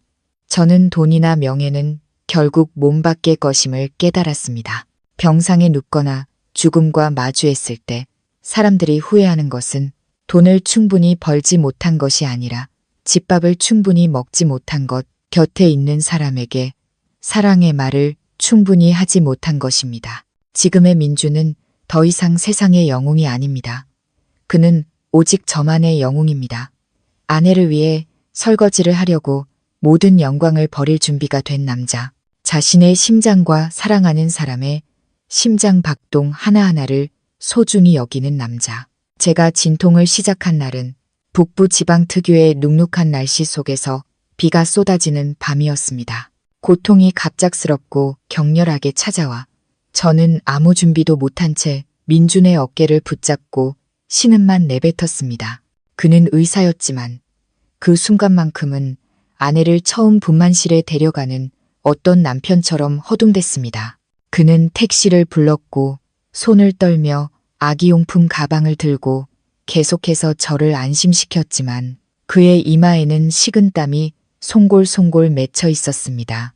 병원에서는 엄격한 감염관리 규정 때문에 민준이 저와 함께 들어갈 수 없었습니다. 수술실 문이 닫히며 우리는 두 개의 다른 세상에 나뉘었습니다. 저는 분만대에 누워 있었습니다. 눈부신 수술등은 제가 거의 아이를 포기할 뻔했던 그 춥고 외로웠던 첫 번째 기억을 떠올리게 했습니다. 하지만 이번에는 느낌이 완전히 달랐습니다. 더 이상 절망도 외로움도 없었습니다. 저는 민준이 바로 저 문 뒤에 서 있다는 것을, 그의 심장이 우리 모자와 함께 뛰고 있다는 것을 알았습니다. 의사가 힘을 주라고 말했을 때 저는 마지막 남은 힘을 다해 입술을 피가 나도록 깨물며 우리가 이 순간에 이르기까지 걸어온 험난한 길을 생각했습니다. 그리고 응애 하는 울음소리가 고요한 공간을 가르며 울려 퍼졌습니다. 창밖의 빗소리마저 압도하는 소리였습니다. 제 아이가 붉고 건강하게 태어났습니다. 의사가 아이를 제 가슴 위에 올려주었습니다. 작은 생명의 온기가 온몸으로 퍼져나가며 모든 고통을 씻어냈습니다. 저는 울었습니다. 행복의 눈물이 땀과 뒤섞여 흘러내렸습니다. 간호사가 우리 모자를 밖으로 데리고 나왔을 때 저는 벽에 기댄 채 눈이 붉어진 민준을 보았습니다. 아이를 보자마자 그 강인했던 남자가 아이처럼 엉엉 울었습니다. 그는 아이를 세게 만지지도 못하고 그저 기념적인 흉터가 있는 검지를 뻗어 아기의 뺨을 부드럽게 쓸어주었습니다. 그는 감정에 겨워 갈라진 목소리로 속삭였습니다. 안녕, 아가, 아빠야. 와줘서 고마워. 엄마랑 같이 꿋꿋하게 아빠를 기다려줘서 고마워. 우리는 아이의 이름을 안이라고 지었습니다. 아름답거나 화려하거나 고귀한 의미가 담긴 이름이 필요 없었습니다. 그저 평안하게 자라고 평안하게 살기를 바라는 마음. 그 이름은 거친 풍파를 겪은 우리의 모든 소망을 담고 있었습니다. 민준이 서투르게 아이를 안는 모습을 보며 저는 이것이야말로 우리 인생의 가장 위대한 승리라는 것을 깨달았습니다. 적에 대한 승리가 아니라 이 생명의 씨앗을 지키기 위한 운명에 대한 승리. 1년 후 가을이 되어 노란 햇살이 황금빛으로 물든 나무들 위로 쏟아졌습니다. 저와 민주는 안이를 데리고 유진의 묘를 찾았습니다. 묘지는 도시 외곽의 완만한 언덕에 있었습니다. 바람이 소나무 사이를 스치며 노래했습니다. 이것은 미련이나 위선적인 행동이 아니었습니다. 우리는 그저 과거의 슬픈 장을 진정으로 닫고 마음의 평온을 얻기 위해 이곳에 왔습니다. 유진의 묘는 구석진 곳에 있었고 차가운 묘비 주위에는 이미 잡초가 드문드문 자라 있었습니다. 그녀의 가족은 뿔뿔이 흩어졌습니다. 아버지는 감옥에 가고 어머니는 다른 나라로 떠나 더 이상 찾아와 돌보는 이가 없었습니다. 민주는 조용히 잡초를 뽑고 묘 위에 흰 국화 한 다발을 놓았습니다.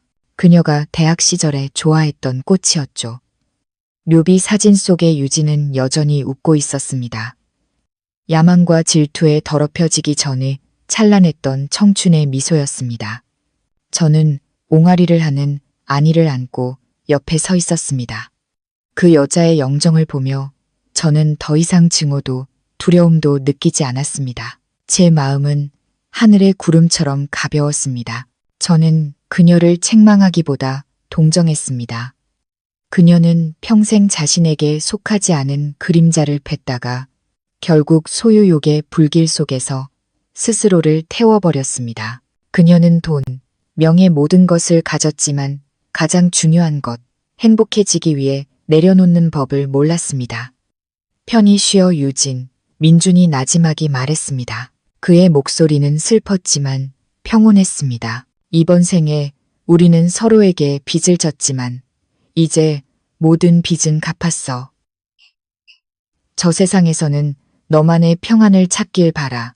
우리는 잠시 그곳에 서서 향 연기가 하늘로 피어올라 허공으로 사라지는 것을 지켜보았습니다. 민주는 제게서 안이를 받아 안고 아이의 이마에 가볍게 입을 맞췄습니다. 그는 제 손을 잡았습니다. 따뜻하고 든든한 손이었습니다. 가자, 여보, 아기 배고프겠다. 우리는 등을 돌려 걸었습니다. 차가운 묘지와 어두웠던 어제를 뒤로하고 우리 앞에는 햇살 가득한 오솔길이 활기찬 도시를 향해 뻗어 있었습니다. 저는 가을의 맑은 공기를 깊이 들이마셨습니다. 흙과 하늘의 향기, 아이의 전내, 그리고 지금 이 순간의 평온함을 느꼈습니다. 인생은 공평합니다. 하나를 앗아가면 다른 하나로 채워줍니다. 우리가 올바르게 살고 무너지지 않을 용기만 있다면 우리 앞날이 어떨지는 모릅니다.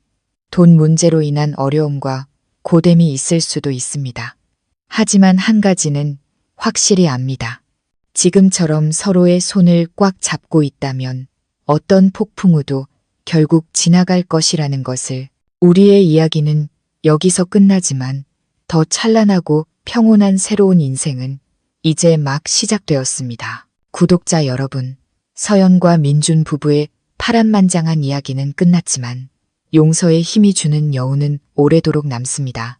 오늘 이야기가 마음에 드셨다면 채널 구독과 알림 설정, 좋아요와 공유를 통해 사랑의 메시지를 널리 퍼뜨려 주세요. 아래 댓글로 여러분의 감상을 남겨주시는 것도 잊지 마세요. 들어주셔서 감사합니다. 다음 이야기에서 다시 뵙겠습니다.